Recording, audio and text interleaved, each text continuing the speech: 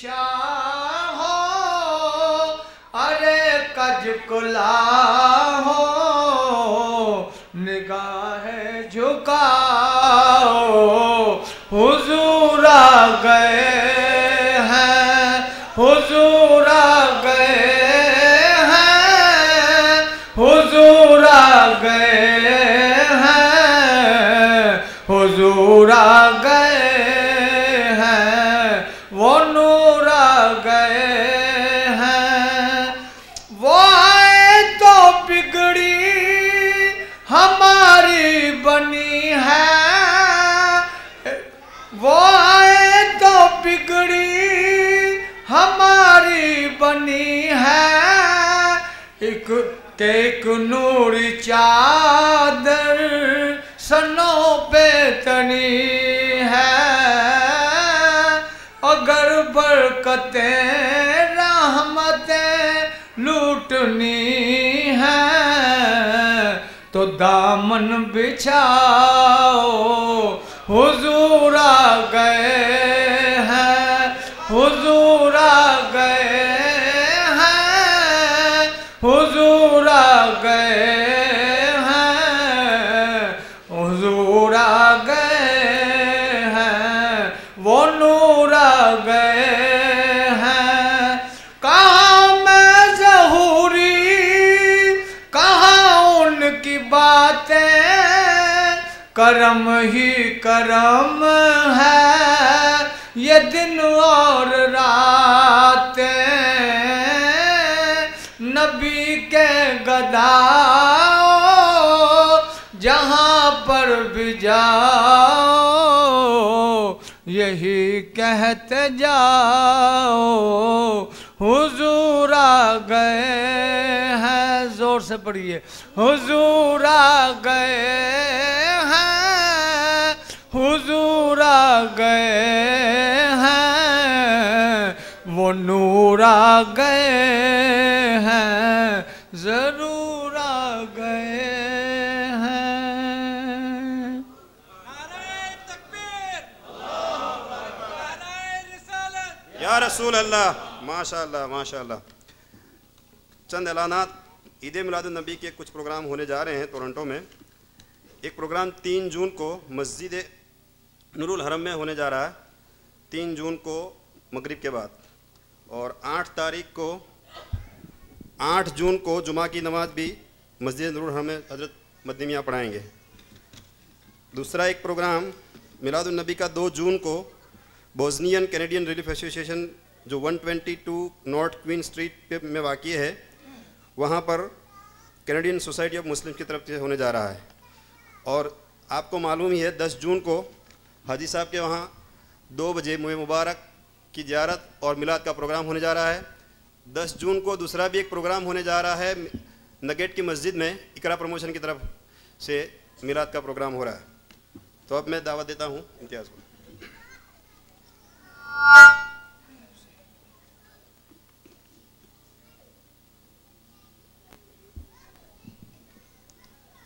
मोअज़्ज़िज़ ख़वातीन हज़रात, ये मेरी खुशनसीबी है कि आज की शाम को मुझे ये मौका मिला कि मैं एक ऐसी शख्सियत को आपसे मुतारिफ़ करने जा रहा हूँ जो किसी भी तारुफ़ की मोहताज नहीं।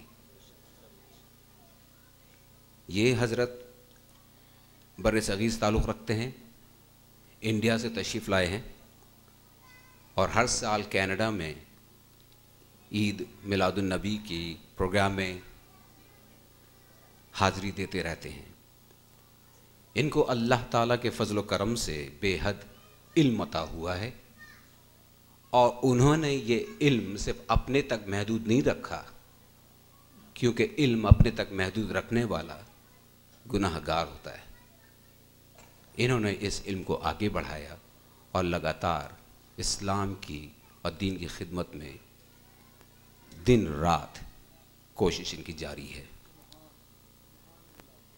इनकी तकारीर का सिलसिला हमने अपने रेडियो प्रोग्राम में भी जारी किया था और इनकी तकारीर में बेहद जोश और वलवला पाया जाता है। इनका बोलने का एक ख़ास अंदाज़ है। ख़वातीन हज़रात, میں تکلیف دوں گا پیر طریقات شیخ الاسلام سید محمد مدنی اشرفی جیلانی کچھچوی صاحب کو. مولانا.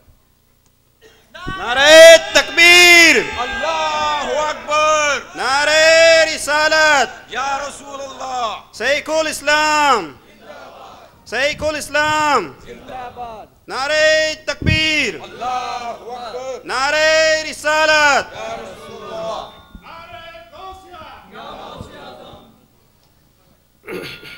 الحمد لله الذي يبدع الأفلاك والأرضين والصلاة والسلام على من كان نبيا وآدم بين الماء والطين وعلى آله وأصحابه أجمعين برحمتك يا أرحم الراحمين. أما بعد، أعوذ بالله من الشيطان الرجيم. بسم الله الرحمن الرحيم. والعصر إن الإنسان لفي خسر إلا الذين آمنوا وعملوا الصالحات. صدق الله مولانا العظيم وصدق رسوله النبي الكريم ونحن على ذلك لمن الشاهدين والشاكرين والحمد لله رب العالمين. بارك الله لنا ولكم في القرآن العظيم ونفعنا وإياكم بالآيات والذكر الحكيم إنه تعالى جواد كريم ملك بر رؤوف رحيم. من علينا ربنا إذ بعث محمدا أيده بأيده أيدنا بأحمدا أرسله مبشرا أرسله ممجدا صلوا عليه دائما صلوا عليه سرمدا. اللهم صل على سيدنا مولانا محمد وعلى سيدنا مولانا محمد كما تحب وترغب أن تصلي عليه. ادب گاہیش زیر آسماں زرش نازک در نفس گم کردہ می آید جنید و بایزیدی جا بمصطفیٰ برساں خیش را کہ دی ہم اوست اگر بہو نہ رسیدی تمام بو لہبیست. بڑے لطیف ہیں، بڑے لطیف ہیں، نازک سے گھر میں رہتے ہیں.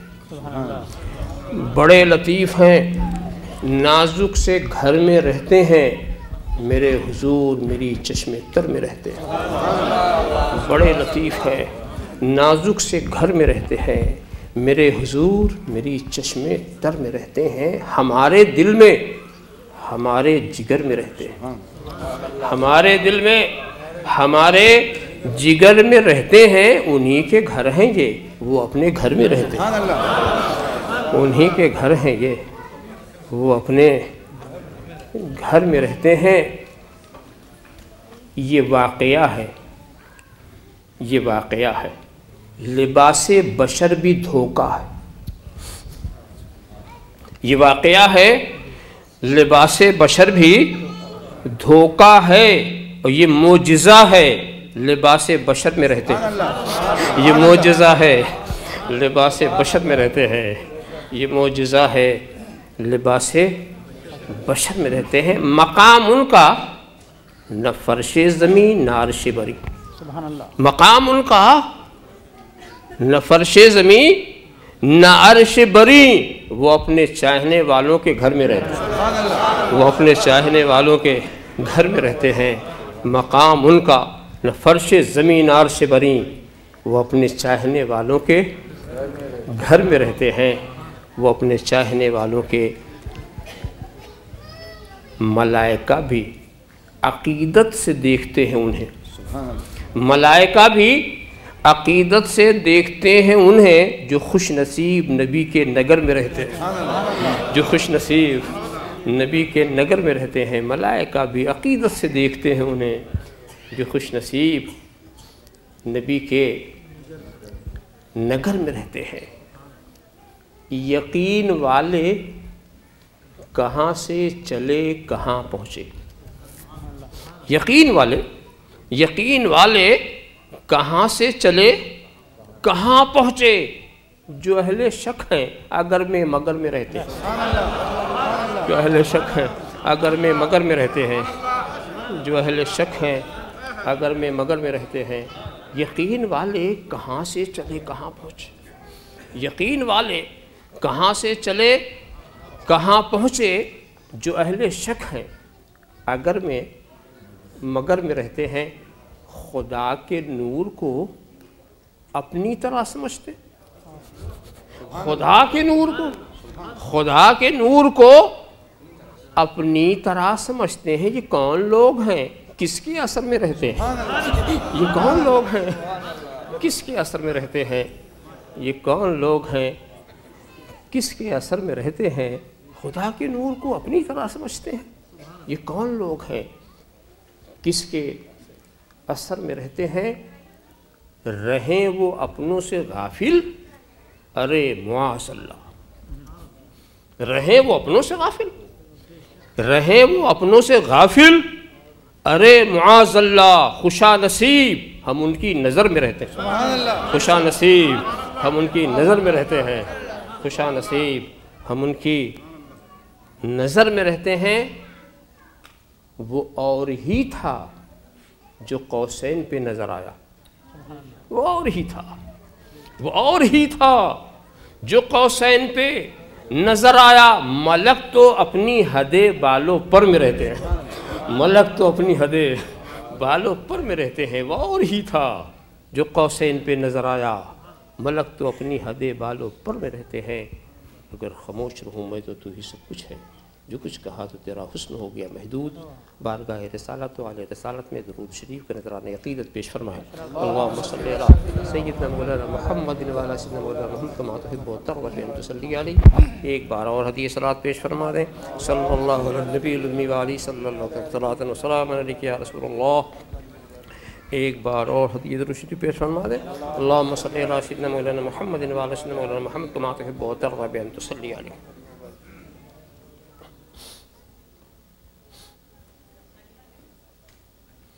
قسم ہے زمانے کی تمام انسان گھاٹے میں ہے، لیکن وہ لوگ جو ایمان لائے اور نیک عمل انجام دیے.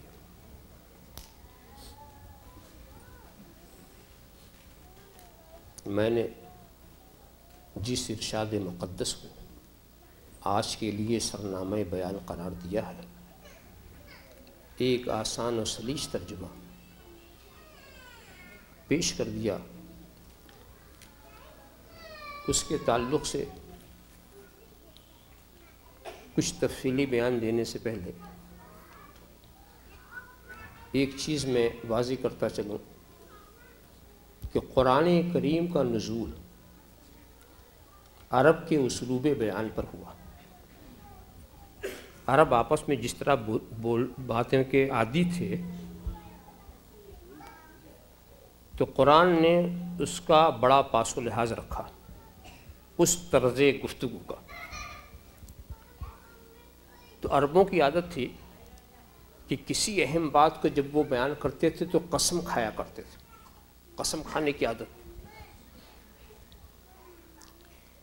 اب یہ تو ہم نہیں کہیں گے کہ خدا نے قسم کھائی، اس لیے کہ خدا ہر طرح کے کھانے پینے سے پاک ہے، مگر یہ کہیں گے کہ خدا نے قسم یاد فرمائی یا قسم ارشاد فرمایا. تو اسی طرز پر قرآن کریم میں بھی جگہ جگہ قسموں کا ذکر ہے. اس میں ایک جگہ یہ ہے قسم ہے زمانے کی. اور قسم یاد فرمانے کے کچھ اسباب، کچھ حکمتیں. کہیں جس چیز کی قسم یاد فرمائی جاتی اس کی عظمت دکھانا مقصود، اظہار عظمت. اور کہیں کہیں جس چیز کی قسم یاد فرمائی جاتی ہے وہاں اظہار محبت مقصود ہے. اور کہیں اظہار قدرت مقصود ہے، کہیں اظہار کثرت منفعت مقصود ہے. تو سب تفصیلات تو اس وقت بیان نہیں کی جا سکتی. ایک ایک مثال دے دوں. والتین والزیتون، قسم ہے انجیر کی، قسم ہے زیتون کی. تو انجیر اور زیتون میں بہت ہی زیادہ فائدہ مند عناصر ہیں، اس لیے ان کی قسم یاد فرمائی گئی. لا اقسم بیوم القیامہ، میں قسم یاد فرماتا ہوں قیامت کے دن کی. تو اس کی ہیبت و عظمت کے پیش نظر اس کی قسم یاد فرمائی گئی. اس طرح سے جگہ جگہ. اب یہاں قسم ہے زمانے کی. اب سوچنے کی بات ہے کہ یہ کس کے زمانے کی قسم؟ کوئی بعظمت زمانہ جس کی قسم یاد فرمائی جا رہی. کسی نے کہا کہ عصر سے مراد وقت عصر ہے، کسی نے کہا عصر سے مراد نماز عصر ہے. تو بات آپ یہاں سے شروع کریں کہ اگر زمانہ مراد ہے تو کس کا زمانہ؟ تو میں سمجھتا یہ ہوں کہ سب سے زیادہ مقدس زمانہ نبیوں کا ہوتا ہے، اور کسی بھی نبی کے زمانے کی قسم یاد فرمائی جا سکتی ہے.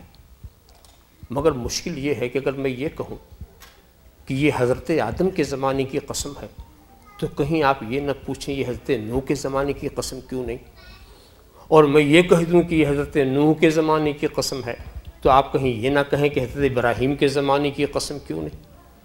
اگر میں کہوں کہ حضرت ابراہیم کے زمانے کی قسم ہے تو آپ کیوں کہتے ہیں حضرت کلیم کے زمانے کی قسم کیوں نہیں، اور میں کہہ دوں یہ حضرت کلیم کے زمانے کی قسم ہے تو آپ کے حضرت مسیح کے زمانے کی قسم کیوں نہیں. ہر نبی کا زمانہ مقدس ہی ہے، اور کسی بھی نبی کے زمانے کی قسم یاد فرمائی جا سکتی ہے. تو کسی ایک نبی کا نام لینا اور دوسرے نبی کا نام نہ لینا، تخصیص کی وجہ کیا ہے؟ تخصیص کی وجہ کیا ہے؟ تو دوستو مفسرین نے سہارا دیا، انہوں نے دستگیری کی، کہا تو کیوں ادھر ادھر بھٹک رہا ہے، کیوں نہیں کہہ دیتا کہ یہ اس نبی کے زمانے کی قسم ہے. حضرت آدم کا زمانہ بھی انہی کا زمانہ، حضرت خلیل کا زمانہ بھی انہی کا زمانہ، حضرت نوح کا زمانہ بھی انہی کا زمانہ، حضرت مسیح کا زمانہ بھی انہی کا زمانہ. یہ اس نبی کے زمانے کی قسم یاد فرمائی جاتی ہے کہ زمانہ بھی نہیں تھا مگر وہ تھا. زمانہ بھی نہیں تھا، نہ زمین، نہ زمان، نہ مکین، نہ مکان، نہ مادہ، نہ مادیات، مگر نور مصطفیٰ ہے، مگر نور مصطفیٰ موجود. اول ما خلق اللہ نوری، سب سے پہلی مخلوق میرا نور، سب سے پہلی مخلوق میرا نور. تو جب کچھ نہیں تھا، جب کچھ نہیں تھا اسی وقت سے زمانہ اس کا شروع ہو گیا. جب وقت و زمانہ، اصل میں وقت و زمانہ تو گردش افلاک سے بنتے ہیں. جب افلاک نہیں تو گردش افلاک کہاں، جب گردش افلاک نہیں تو وقت و زمانہ کہاں. یہ تو بولی کی بات ہے، یہ ہماری مجبوری ہے کہ اپنے مفہوم کو سمجھانے کے لیے ہم اسی لفظ کو ادا کرنے کے لیے محتاج ہیں اور مجبور ہیں. تو اس نبی کی قسم کہ سارا زمانہ جس کا ہے، کیوں نہ مختصر کہہ دوں قسم ہے زمانہ مصطفیٰ کی، قسم ہے زمانہ مصطفیٰ کی. مگر دوستو زمانے مصطفیٰ میں بھی ہم آپ کے دیکھتے ہیں تو ایک ہی زمانہ نہیں، تین زمانے دامن مصطفیٰ سے وابستہ. ایک ہی زمانہ نہیں، تین زمانہ. ایک کون سا زمانہ؟ ایک نبی کا زمانہ فیض، ہمارے نبی کا زمانہ فیض. دوسرا ہمارے نبی کا زمانہ نبوت. تیسرا ہمارے نبی کا زمانہ ظہور. ہمارے نبی کا زمانہ فیض یہ کب سے شروع ہوا اس کی میں خبر نہیں دے سکتا. جب سے نور مصطفیٰ، جب سے دنیا کا وجود ہوا، زمانہ فیض شروع، زمانہ فیض شروع. اول ما خلق اللہ نوری والخلق کلہم من نوری، یعنی میں خدا کے نور سے اور ساری کائنات میرے نور سے. کیا مطلب؟ اس کو میں ایسے آسان انداز، اس کو تو علماء بہت ہی اچھے انداز سے اور پیارے انداز سے سمجھاتے ہیں. اور یہ بتانا کہ خدا کے نور سے ہونے کا کیا مطلب؟ کیا خدا کے نور کے ٹکڑے ہو گئے؟ کیسے ہو؟ اس کا مطلب کیا؟ تو کیفیت دوستو یہ متشابہات میں سے سرکار نے جن لفظوں میں ارشاد فرمایا انہی لفظوں کے ساتھ ماننا ہمارے لیے ضروری ہے، مگر وہ کیفیت بتانا بہت مشکل ہے. مگر یہ آپ کو سمجھانے کے لیے عرض کر دوں، یہ نہ سمجھنا کہ خدا کے نور کے ٹکڑے ہو گئے. خدا کے نور کے ٹکڑے نہ ہو، یہ تو ظاہر و مظاہر کا معاملہ ہے. میں اس کو ایسے سمجھاؤں، آئینہ رکھا ہوا ہے، اس میں سورج دکھتا ہے، آئینے کے اندر سورج دکھتا ہے. تو آئینے والا سورج کیا کہتا ہے؟ انا من نور الشمس، انا من نور الشمس، میں آفتاب کے نور سے ہوں. کیا اس کی بولی غلط ہے؟ آئینے والا آفتاب یہ بول رہا ہے کہ میں آفتاب کے نور سے ہوں. اس کا کہنا صحیح ہے، حالانکہ نہ آفتاب اپنی جگہ سے ہٹا، نہ اس کے ٹکڑے ہوئے، نہ اس کے ٹکڑے ہوئے، نور کے ٹکڑے نہیں ہوا کرتے، نور کے ٹکڑے نہیں ہوا کرتے، ایک چراغ ہزاروں چراغ کو جلاتا ہے مگر پہلے کے ٹکڑے نہیں ہوا کرتے، نور اپنی جگہ پر ہوا کرتا ہے۔ تو اب وہ انامد نور الشام، یہ تو آئینے کے آفتاب نے کہا، تو وہ آفتاب مدینہ اس نے کہا انا من نور اللہ، میں اللہ کے نور سے اور ساری مخلوق میرے نور سے۔ تو اس کا صحیح اور آسان مطلب بتاؤں جو سب کے فہم میں آ جائے، یعنی میں بلا واسطہ خدا سے فیض لیتا ہوں اور ساری مخلوق میرے واسطے لیتی ہے، ساری مخلوق میرے واسطے لیتی ہے۔ انما انا قاسم واللہ یوتی، میں بانٹنے والا ہوں، خدا دینے والا ہے۔ اب اگر آپ ہم سے پوچھیں گے نبی کیا بانٹنے والے ہیں، میں بھی پوچھوں گا خدا کیا دینے والا ہے؟ آپ کہیں گے خدا سب کچھ دیتا ہے، تو نبی بھی خود سب کچھ بانٹتے ہیں۔ جو خدا دیتا ہے وہ نبی بانٹتے ہیں، جو رب العالمین دیتا ہے وہ رحمت للعالمین بانٹتے ہیں، وہ رحمت للعالمین۔ رب العالمین دینے میں اپنے پرائے کو نہیں دیکھتا، رحمت للعالمین بانٹنے میں اپنے پرائے کو نہیں دیکھتا، اپنے پرائے کو نہیں دیکھتا، وہ دے رہا ہے، یہ بانٹ رہے ہیں، تو ساری کائنات رسول کے واسطے سے فیض حاصل کر رہی ہے۔ اور دوستو ذرا سا قصیدہ نعمانیہ اٹھا کر دیکھیں، انبیاء کرام نے کیسا کیسا فیض اٹھایا ہے، کیسا کیسا فیض اٹھایا ہے۔ بس صرف تیزی کے ساتھ چند اشعار آپ کے سامنے پیش کر کے گزر جاؤں۔ سیدنا امام اعظم روایت کر رہے ہیں کہ انت الذی لما توسل آدم من ذلۃ بک فاز وهو اباکا، اے محبوب آپ کی وہ شان ہے کہ حضرت آدم سے جب ایک لغزش ہو گئی تھی تو انہوں نے آپ کا وسیلہ پکڑا تھا، انہوں نے آپ کا وسیلہ پکڑا تھا، تو رب تبارک و تعالیٰ نے ان کی مغفرت فرما دی۔ حالانکہ بظاہر وہ آپ کے باپ ہیں مگر وسیلہ آپ سے لے رہے ہیں، بظاہر دیکھیے تو وہ آپ کے باپ ہیں مگر وسیلہ آپ ہی کا لے گئے۔ وَبِكَ الْخَلِيلُ دَعَا فَعَادَتْ نَارَهُ بَرْدًا وَقَدْ خَمِدَتْ بِنُورِ بَهَاكَ، اور آپ ہی کا وسیلہ حضرت خلیل نے لیا تو ان پر آتش کدہ گل کدہ ہو گیا، آگ ٹھنڈی ہو گئی، آپ ہی کا وسیلہ تھا، اس لیے کہ سیدنا خلیل کی پیشانی میں نور مصطفیٰ تھا، نور مصطفیٰ تھا۔ نار نمرود اسے جلا نہ سکی، نار نمرود اسے جلا نہ سکی۔ اور سنو یہی نور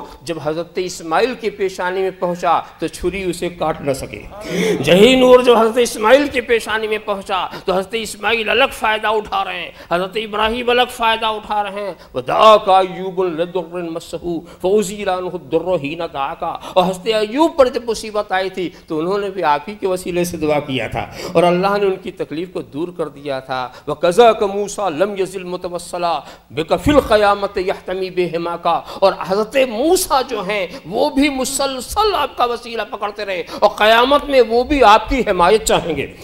میں دوستو نبیوں کی بات کر رہا ہوں، رسولوں کی بات کر رہا ہوں، اور ان نبیوں رسولوں نے بھی اپنے امتیوں کو کیا سبق سکھایا تھا یہ بھی اچھی طرح سے۔ جب کبھی کوئی مصیبت آتی تھی یا دشمنوں کا سامنا ہوتا تھا تو نبی کہ یہ امتی ماننے والے کیا کس کا وسیلہ پکڑتے تھے، کس کا وسیلہ پکڑتے تھے؟ الفاظ حدیث کی کتابوں میں محفوظ ہیں، اللہم انصرنا علیہم بالنبی المبعوث فی آخر الزمان الذی نجد صفتہ فی التورات۔ یہودی جب اپنے دشمنوں کے مقابلے میں جاتے تھے تو دعا کیا مانگتے تھے؟ اللہم انصرنا علیہم، اے اللہ ہمیں تم ان پر غالب کر دے، اس نبی کے صدقے میں جو آخری زمانے میں آنے والے ہیں، جو آخری زمانے میں الذی نجد صفتہ فی التورات، وہ نبی جن کی یہ صفتیں ہم تورات میں پڑھتے ہیں، ہم تورات میں دیکھتے ہیں۔ اب ان یہودیوں سے پوچھو کہ کلمہ پڑھتے ہو حضرت کلیم کا، وسیلہ پکڑتے ہو آخری نبی کا؟ پوچھو عیسائیوں سے کلمہ پڑھتے ہو حضرت مسیح کا، وسیلہ پکڑتے ہو آخری نبی کا؟ پوچھو ابراہیمیوں سے کلمہ پڑھتے ہو خلیل اللہ کا، وسیلہ پکڑتے ہو نبی اللہ کا، آخری نبی کا؟ تو اس کے سوا کیا جواب دیں گے؟ یہ ہمارے نبی کی تعلیم ہے، یہی ہمارے نبی کی ہدایت ہے، وہ بھی پکڑتے رہے، ہمیں بھی ہدایت کرتے رہے۔ تو قسم ہے زمانہ فیض مصطفیٰ، زمانہ فیض مصطفیٰ، اولین نے بھی فیض پایا اور آخرین تو پا ہی رہے ہیں اور قیامت تک لوگ پاتے ہی رہیں گے۔ آپ خیال کرتے چلے جائیں، یہ نبی کا زمانہ فیض جس کو محدود نہیں کیا جا سکتا، کسی کو محدود نہیں کیا جا سکتا۔ اب دوسرا نبی کا زمانے نبوت آیا، قسم ہے نبی کے زمانے نبوت کی، تو زمانے نبوت کب سے شروع؟ نبی ہی سے پوچھ لو۔ ایسا نہیں کہ پوچھا نہیں گیا، ترمذی شریف کی حدیث ہے، سرکار سے پوچھا گیا متى وجبت لک النبوہ، اے نبی یہ بتائیے آپ پر نبوت لازم کب ہوئی، آپ کو نبوت کب ملی؟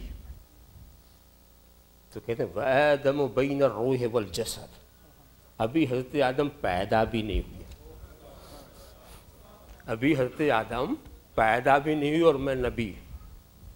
الفاظ دیکھیے، حضرت آدم پیدا بھی نہیں ہوئے اور رسول کی نبوت کا زمانہ شروع، حضرت آدم سے پہلے ہی وہ نبی۔ اسی کو حدیث کے مختلف الفاظ ہیں، کنت نبی وآدم بین الروح والجسد، کنت نبی وآدم لمنجلد فی طینتہ، کنت نبی وآدم بین الروح والماء، کنت نبی وآدم بین الماء والطین، کچھ بھی الفاظ ہوں مگر سب کا حاصل و خلاصہ یہی ہے کہ میں اسی وقت مجھے مقام نبوت مل چکا تھا جب حضرت آدم پیدا بھی نہیں ہوئے تھے۔ اچھا ایک بات بتائیے، بشریت کی ابتدا کہاں سے ہوتی ہے؟ سب سے پہلا بشر کون؟ حضرت آدم، اور اس سے پہلے نبوت۔ یاد رکھو نبوت ایک صفت ہے اور صفت کا وجود بغیر موصوف کے نہیں ہوتا۔ معلوم کوئی ذات تھی جس سے نبوت وابستہ، وہی نور مصطفیٰ، ایک ذات ہے جس سے نبوت وابستہ، اور کیا شان ہے پوچھنے والے کہ کب وہ لازم ہو گئی۔ لازم کا تو مزہ آپ اس وقت دیکھیں گے جب اس چیز کو سمجھیں گے کہ لازم اپنے ملزوم سے جدا نہیں ہوتا۔ اس کو ایسے سمجھاؤں، سورج کے لیے روشنی لازم، چاند کے لیے چاندنی لازم، دریا کے لیے روانی لازم، آبشار کے لیے نغمے لازم، پھول کے لیے مہک لازم، موتی کے لیے چمک لازم۔ تو ایسا ہو ہی نہیں سکتا کہ چاند ہو چاندنی نہ ہو، سورج ہو روشنی نہ ہو، دریا ہو روانی نہ ہو، آبشار ہو نغمے نہ ہو، پھول ہو مہک نہ ہو، موتی ہو چمک نہ ہو۔ ایسا ہو ہی نہیں سکتا کہ نور مصطفیٰ ہو نبوت نہ ہو، ایسا ہو ہی نہیں سکتا کہ نور مصطفیٰ ہو نبوت نہ ہو۔ تو نبوت پہلے، یہاں سے یہ مسئلہ بھی آپ پر واضح ہو گیا کہ نبی ہونے کے لیے بشر ہونا ضروری نہیں، اس لیے کہ اگر بشر ہونا لازم ہو ضروری ہوتا تو ابو البشر سے پہلے کسی کی نبوت کا کیا تصور۔ مگر یہ بھی سمجھ لیجئے ہماری ہدایت کے لیے نبی کا بشر کے لباس میں آنا ضروری، بشر کے لباس میں آنا ضروری۔ تو نبی بشریت کے اپنے وجود میں بشریت کے محتاج نہیں ہیں، بلکہ ہم اپنی ہدایت میں ان کی بشریت کے محتاج۔ اگر وہ بشر ہو کے نہیں آئیں گے تو ہمیں سمجھائیں گے کیا، ہمیں عمل کر کے دکھائیں کیا؟ تو ضرورت ہماری طرف ہے، ہماری طرف ہے۔ نبی کی تو شان ہی کچھ اور ہے۔ ابھی آپ نے پڑھا حضرت آدم سے پہلے نبوت، اور نبوت سے پہلے کیا تھا؟ نبوت سے پہلے ابدیت۔ ان اللہ استخذنی عبدا قبل ان یتخذنی نبیا، خدا نے مجھے نبی بنانے سے پہلے عبد بنایا۔ تو سب سے پہلے ابدیت، پھر دوسرے نمبر پر نبوت، یہ سرکار کی ذات میں دیکھیے۔ تیسرے نمبر پر بشریت، جب حضرت آدم کی نسل میں آئے تو اب یہ بشر۔ اس چیز کو ہم اچھی طرح سمجھا دیں، نبی کی بشریت کے ہم منکر نہیں، نہ ہمارا اسٹیج۔ نبی کو ہم بشر مانتے ہیں، جانتے ہیں، اور اس میں کوئی انکار نہیں کرتا، اس لیے کہ جو نبی کو بشر نہ مانے وہ ہمارے نزدیک ایمان والا نہیں۔ سوال بشریت میں نہیں، سوال اس وقت اٹھتا ہے جب لوگ کہتے ہیں ہماری طرح بشر۔ بات وہاں سے شروع ہوتی ہے کہ پہلے آئینہ تو دیکھو، پہلے اپنے کو تو سمجھو. اللہم صلی علی سیدنا مولانا محمد وعلی کما تحب و ترضی بی ان تصلی علیہ. مگر آپ ترتیب دیکھتے چلے جائیے کہ نبی سب سے پہلے عبد، پھر نبی، پھر بشر، اور جب 40 سال کے بعد کتاب دے دی گئی تو رسول. تو نبوت حضرت آدم سے پہلے اور رسالت حضرت عیسیٰ کے بعد. ایک طرف نبی کی نبوت اور آخر میں نبی کی رسالت، اور اسی نبوت اور رسالت کے بیچ میں یہ سارے انبیاء انہی کی نیابت کر رہے ہیں، انہی کی نیابت و خلافت کے فرائض انجام دے رہے ہیں اسی نبوت و رسالت کے بیچ میں. حالانکہ کچھ لوگ یہ سوچتے ہو کہ نہیں جناب نبوت 40 سال کے بعد ملی، 40 سال کے بعد ملی. اچھا ان کی سب سے بڑی دلیل کیا ہے کہ اگر 40 سال سے پہلے ملی ہوتی تو نبوت کا کام بھی تو شروع کر دیتے نا. کام تو شروع کیا 40 سال کے بعد. تو ایسا لگتا ہے کہ 40 سال کے بعد وہ نہیں سمجھتے ہیں کہ دعوت پر مامور ہونا اور نبوت کا حاصل ہونا اور. دعوت کوئی نبی اپنی مرضی سے نہیں کرتا، داعین الی اللہ باذنہ، جب خدا کا حکم ہوتا تب دعوت دیتا. یہ نہیں کہ اپنی طبیعت سے جب چاہا شروع کر دے. اپنی طبیعت سے دعوت کرنے والے، پیغام ادھر ادھر پہنچانے والے کچھ دوسرے ہوتے ہیں، مگر نبی جو ہوتا ہے وہ خدا کا جب حکم پاتا ہے تو دعوت دیتا ہے. داعین الی اللہ باذنہ. تو خدا کا حکم جب ہوا اسی وقت سے دعوت شروع فرما دی. حضرت عیسیٰ کی یہ بات کیا قرآن میں محفوظ نہیں؟ وَجَعَلَنِي نَبِيًّا، خدا نے مجھے نبی بنایا. اور کب کہہ رہے تھے؟ جب آغوش مادر میں تھے. حضرت عیسیٰ آغوش مادر ہی سے نبی، اور آخری نبی 40 سال کے بعد نبی. آخری نبی 40 سال کے بعد نبی.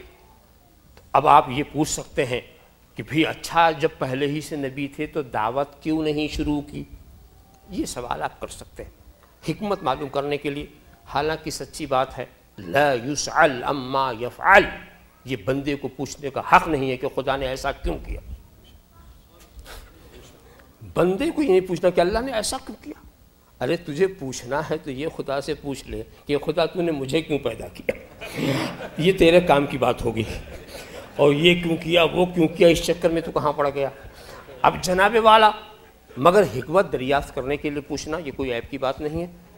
ایک بات بتاؤ، 40 سال تک نبی نے دعوت دی، اس میں کوئی شک؟ 40 سال کے بعد 40 سال تک کیا ہوا؟ 40 سال تک لوگ نبی کی زندگی کا مطالعہ کرتے رہے. بچپنا دیکھا، جوانی دیکھی، عدل دیکھا، ایمان امانت داری دیکھی. 40 سال تک لوگ صادق کہتے رہے، امین بناتے رہے. انتہا کی بات ہے کفار اپنی امانت سرکار ہی کے پاس لا کے رکھتے تھے. انتہا کی بات جو کافر نبی کے قتل کا پروگرام بنا رہے ہیں وہی اپنی امانت نبی ہی کے پاس رکھے ہوئی ہے. گھر میں نبی کے قتل کا پروگرام ہے اور اپنی امانت انہی کے پاس رکھیں. اسی امانت کو تو دینے کے لیے حضرت علی کو روک دیا گیا تھا. تم امانت ادا کر کے آنا تاکہ یہ بھی نہ الزام لگا سکیں کہ لے کے چلے گئے. یہ بھی گوشہ ان کو نہیں مل سکا. اب آپ خیال کرتے رہیے، 40 سال تک حکم مانا، سچا کہا، اعتماد کیا، امین بنایا، اور 40 سال کے بعد جب نبی نے دعوت کی تو کیا سب مان گئے؟ ارے وہ واقعہ تو آپ کی نظر کے سامنے ہے کہ جبل ابو قبیس پہ جب نبی نے بلایا، آواز دی اپنی قوم کو، اور بلانے کے بعد پہلے نبی نے قوم سے پوچھا یہ بتاؤ تم مجھ کو کیا سمجھتے؟ اب تک تم نے مجھے کیا سمجھا؟ سبوں نے اعتراف کیا آپ سچے ہیں، آپ ایسے ہیں، آپ ویسے ہیں. سبوں نے تعریف کی. اور اس کے بعد نبی نے ایک امتحان بھی لے لیا کہ اگر میں یہ کہوں کہ اس پہاڑی کے پیچھے ایک لشکر ہے جو تمہیں تباہ کر دینا چاہتا ہے، میرے کہنے سے مانو گے؟ کہا ہاں اے محمد صلی اللہ علیہ وسلم. آپ کہیں گے تو ہم مان لیں گے. یعنی ایسا سچا مانا کہ یہ بولے تو جس کو ہم نے دیکھا بھی نہیں ہم اسے مان جائیں گے. سیدھی سی بات. پھر نبی نے اپنے کو جب اچھی طرح سے پہچاننے کرا لیا, بلایا تھا اپنے خدا کی پہچان کرانے کے لیے اور اپنی پہچان کرا رہے ہیں. اس سے پتہ چلا کہ نبی کی سنت یہ ہے کہ خدا کو منوانے سے پہلے نبی کو منواؤ. اس لیے کہ اگر نبی ہی کو نہیں مانو گے تو خدا کو کیا مانو گے؟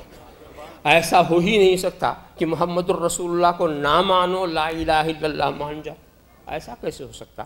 اس لیے کہ محمد الرسول اللہ دائی ہیں, لا الہ الا اللہ دعوت ہے. محمد الرسول اللہ ہادی ہیں, لا الہ الا اللہ ہدایت ہے. محمد الرسول اللہ مرشد ہے, لا الہ الا اللہ ارشاد ہے. محمد الرسول اللہ ذاکر ہیں, لا الہ الا اللہ ذکر ہے. محمد الرسول اللہ متکلم ہیں, لا الہ الا اللہ کلام ہے. ہادی ہی کو نہیں مانو گے تو ہدایت کیا مانگو گے؟ دائی کو نہیں مانو گے تو دعوت کو کیا مانو گے؟ ذاکر کو نہیں مانو گے تو ذکر کو کیا مانو گے؟ متکلم کو نہیں مانو گے. تو نبی نے پہلے اپنے کو منوایا اور وہ مان بھی گئے. مان گئے کہا اچھا جب میرے کہنے سے تم دو بے دیکھے لشکر کو مان سکتے ہو تو ساری ارشاد کا خلاصہ یہی تو تھا, سارے حاصل یہ تھا کہ اب میرے ہی کہنے سے بے دیکھے خدا کو مان جاؤ. خدا کو بے دیکھے مختصر سی بات تھی. کیا مان گئے؟ دوسرے تو کیا گھر کا چچا کھڑا ہو گیا, دوسرے تو بھی پیچھے ہیں. چچا آگے تبا لک سائر الیوم لہذا جماعتنا, تم پر ہلاکت ہو. کیا اسی لیے بلایا تھا؟ سب سے پہلا ابو لہب ہی نے اعتراض کیا, قوم بفر ہوئی. دیکھا آپ نے, کیا سمجھے آپ؟ جیسے دعوت شروع ہوئی ویسے ہی عداوت شروع ہوئی. جیسے دعوت شروع ہوئی ویسے ہی عداوت شروع ہوئی. اب آپ بتاؤ, جب 40 سال آزمانے کے بعد یہ حال ہے, اگر رسول بچپنے سے دعوت شروع کرتے تو کیا عداوت نہ ہوتی؟ اگر رسول بچپنے سے دعوت شروع کرتے تو کیا عداوت نہیں ہوتی. مگر خدا کو منظور یہ تھا, اے محبوب خاموش رہو, 40 سال تک یہ تمہیں سچا کہہ لیں, 40 سال تک یہ تمہیں امین کہہ لیں, 40 سال تک یہ تمہیں حکم بنا لیں. جب 40 سال کے بعد یہ تمہیں جھوٹا کہیں گے خود جھوٹے ہو جائیں گے. جب یہ تمہارے ایمان پر لڑاؤ, پہلے اپنے کو پہچان کرا لو. تو رسول کا خاموش رہنا ہی یہی دلیل نبوت ہے. اللہم صلی علی سیدنا مولانا محمد کما تحب و ترضی بان تصلی علیہ. تو قسم ہے زمانہ نبوت جناب محمد الرسول اللہ صلی اللہ, اور وہ زمانہ نبوت ایسا ہے کہ وہاں سے چلا قیامت تک. نبی ہی کا یہ آخری زمانہ ہے. تو قسم ہے رسول کے زمانہ نبوت کی. اچھا لطف کی بات دیکھیے, ایک تو جو سرکار کا زمانہ ظہور ہے, زمانہ ظہور اس کے پہلے بھی کم و بیش 1,24,000, سرکار کے آنے سے پہلے 1,24,000, اور سرکار کے جانے کے بعد 1,24,000. پہلے والے نبی تھے, بعد والے صحابی تھے. وہ آنے سے پہلے وہ 1,24,000 اور جانے سے پہلے, جانے کے بعد 1,24,000. تو سرکار حال یہ ہے کہ ماضی کو بھی روشن کر رہے ہیں, مستقبل کو بھی روشن کر رہے ہیں, آگے کے زمانے کو بھی روشن کرتے ہیں, اور ان کے نبوت کا زمانہ قیامت تک, اور تصرفات بھی قیامت تک. اچھا آپ یہ بتائیے, حضور نے ایک بات کہی نا کہ میرا زمانہ نبوت و رحمت, یعنی جس دور میں سرکار کا ظہور تھا, ظہور کا زمانہ, زمانہ ظہور جسے کہتے ہیں, زمانہ ظہور میں یہ نبوت اور رحمت کا زمانہ. اور اس کے بعد پھر فرمایا کیا, میرے بعد خلافت علی منہاج النبوہ, یہ خلافت کا زمانہ, خلفائے راشدین. پھر کیا کہا, پھر بادشاہت آ جائے گی, وہ بھی ہوا. اور اس کے بعد پھر جبری سلطنتیں ہوں گی. ہم جس دور سے گزر رہے ہیں یہ جبری سلطنتوں کا دور ہے, چاہے جمہوریت کے نام پر ہو چاہے امریت کے نام پر ہو. بہرحال جبری سلطنتوں کے دور سے ہم گزر رہے ہیں. اس کے بعد سرکار نے کہا پھر خلافت علی منہاج النبوہ کا زمانہ آئے گا. ہم سوچ میں پڑ گئے کہ پھر کہاں سے صحابہ آ جائیں گے اور پھر کہاں سے تابعین آ جائیں گے. خیر القرون والے جب بعد میں آئیں گے ہی نہیں تو پہلا والا زمانہ کہاں سے آ جائے گا. یہ تو زمانہ بد سے بدتر ہوتا جا رہا ہے, حالات خراب ہوتے جا رہے ہیں. مگر سرکار کے ارشاد نے بتا دیا کہ اسلام کا مستقبل روشن ہے. سارے دین و دھرم ناکام ہو جائیں گے, پھر دنیا اسلام کی طرف لوٹنے پر مجبور ہو جائے گی اور ایسا لوٹے گی کہ پھر یہاں سے پلٹے گی نہیں. اس سارے دھرم سارے اسم آزمائے جا چکے ہوں گے اور سب ناکام ہو چکے ہوں گے, اور آزما کر جب آپ کہیں پلٹتے ہیں تو پھر ادھر واپس نہیں جائیں گے جہاں سے پلٹے, ادھر پھر کبھی نہیں جا سکتے. دیکھو ایک چیز میں بتاؤں, میرے کہنے سے آپ مان لیں تو ہو سکتا ہے بعد میں دل میں خیال آئے کہ بھئی ٹھیک ان کی بات مان لی تھی, مگر فلاں جو راستہ ہے وہ بھی اچھی لگتا ہے, وہ بھی صحیح ہو. میرے کہنے سے اس راستے پر آپ چلے تھے نا, میرے کہنے سے چلے تو کبھی کبھی دوسرے راستے کی چمک دمک آپ کو متاثر کر سکتی ہے اور آپ ادھر بھی رخ کر سکتے ہیں. مگر اگر آپ کہیں سے ٹھوکر کھا کے واپس آ رہے ہوں اور خود ہی چل کر آ رہے ہوں, نقصان اٹھا کے آ رہے ہوں, تو پھر آپ ادھر نہیں جائیں گے. تو تجربے کے بعد جو بات ہوتی ہے وہ اور ہوتی ہے. تجربے کے بعد اب سارا زمانہ سارے اسموں کا تجربہ کر چکا, اشتراکیت کا بھی تجربہ ہو گیا, اس کے بھی ٹکڑے ٹکڑے ہو گئے, اس طرح سے سرمایہ داری کے نظام کا بھی تجربہ ہو رہا ہے. تو سب سے عاجز آ کر کے پھر اسلام ہی کی طرف لوگ پلٹیں گے. ہاں بات تو پھر اپنی جگہ پر رہ گئی کہ وہ تو ٹھیک ہے پلٹیں گے, مگر وہ صحابہ تھوڑی ہوں گے, وہ تابعین تھوڑی ہوں گے, جو بھی ہوں گے وہ اس دور کے مسلمان جیسے ہیں وہ بھی مسلمان ہی ہوں گے. مگر میں آپ کو بتاؤں سرکار نے بڑا اچھا انتظام کر دیا. وہ بھی زمانہ صحابہ کا زمانہ ہوگا, آنے والا زمانہ وہ بھی صحابی کا زمانہ ہوگا اور وہ بھی تابعین کا زمانہ ہوگا. آپ کہیں گے وہ کیسے؟ پہلے میں آپ کو سمجھا دوں صحابی کس کو کہتے ہیں, وہ معنی سمجھ لیں. صحابی اسے کہتے ہیں جس نے اپنی ظاہری زندگی میں, نبی کی ظاہری زندگی میں ایمان کے ساتھ نبی کی زیارت کی, اسی پر وفات پائی. اس کو کیا نام ہے؟ اس کو کہتے ہیں صحابی.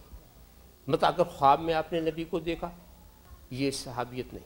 یہ سرکار خود کرم فرمائے آپ یوں بھی دیکھ لیں, آج اس کو صحابیت نہیں کہیں گے. وہ جو نبی کا زمانے ظہور تھا, زمانے دعوت میں جو سرکار تھے, اس وقت آپ بھی جسمانی حیات کے ساتھ ہوں, نبی بھی جسمانی ظاہری حیات کے ساتھ ہوں, آپ ان کی زیارت کریں ایمان کے ساتھ, اس وقت آپ صحابی ہوتے ہیں. اسی شرط سے اگر کوئی صحابی کو دیکھ لے تو وہ تابعی ہوتا. تو اب اس چیز کو آپ نے سمجھ لیا. اب میں آپ کو بتاؤں کہ اس کا انتظام سرکار نے کیسے کیا. معراج کی رات سرکار چلے, بیت المقدس پہنچے, وہاں سارے انبیاء موجود, سارے انبیاء, اس میں حضرت عیسیٰ بھی موجود, اور حضرت عیسیٰ پر ابھی وفات طاری نہیں کی گئی. وہ اپنی ظاہری جسم کے ساتھ تھے, ظاہری زندگی کے ساتھ تھے, اسی دنیاوی زندگی کے ساتھ تھے. اور نبی کے پیچھے نماز جب پڑھی تو کیا ایمان نہیں لائے؟ نبی کے پیچھے ایمان کیا, وہ تو نبی تھے, ان کے ایمان پر بحث ہی نہیں ہونی چاہیے. تو وہ ایمان لا کر مقتدی بن کر نبی کو دیکھا, قریب سے دیکھا. نبی بھی ظاہری جسمانی زندگی میں اور حضرت عیسیٰ بھی ظاہری جسمانی زندگی میں انہوں نے دیکھا تو وہ خدا کے جلیل القدر رسول ہیں اور میرے نبی کے صحابی ہیں. وہ میرے نبی کے جلیل القدر صحابی ہیں. اور حضرت عیسیٰ کے اوپر ابھی وفات طاری نہیں کی گئی ہے, ان کو اٹھا لیا گیا, ان کو اٹھا لیا. اب بھی وہ اسی حیات کے ساتھ ہیں, اسی دنیاوی جسمانی زندگی کے ساتھ ہیں. اور قیامت جب قریب ہوگی تو حضرت عیسیٰ اتریں گے, اپنی اسی زندگی کے ساتھ اتریں گے. تو اس دور میں امام مہدی انہیں دیکھیں گے, اس دور کے مسلمان انہیں دیکھیں گے. جو دیکھے گا سب تابعی ہو جائے گا, جو ان کی زیارت کرے گا سب تابعی ہوتا چلا جائے گا. تو اول زمانہ بھی رحمت و خلافت کا ہوا, آخری زمانہ بھی رحمت و خلافت کا ہو گیا. آخری زمانہ بھی رحمت و خلافت کا ہو گیا. قسم ہے زمانے مصطفیٰ کی. واقعی اسی لیے ویسے تو زمانے سب بابرکت ہیں, مگر جو زمانے ظہور رہا ہوگا وہ کتنا بابرکت رہا. سرکار کو جو دیکھ کر کے اس مقام پر پہنچتے تھے جو کسی عمل سے نہیں پہنچ سکتا. یاد رکھو, کوئی کتنا ہی عمل کرے اور کتنا ہی مجاہدہ اور ریاضت کرے, کسی صحابی کے درجے کو نہیں پہنچ سکتا.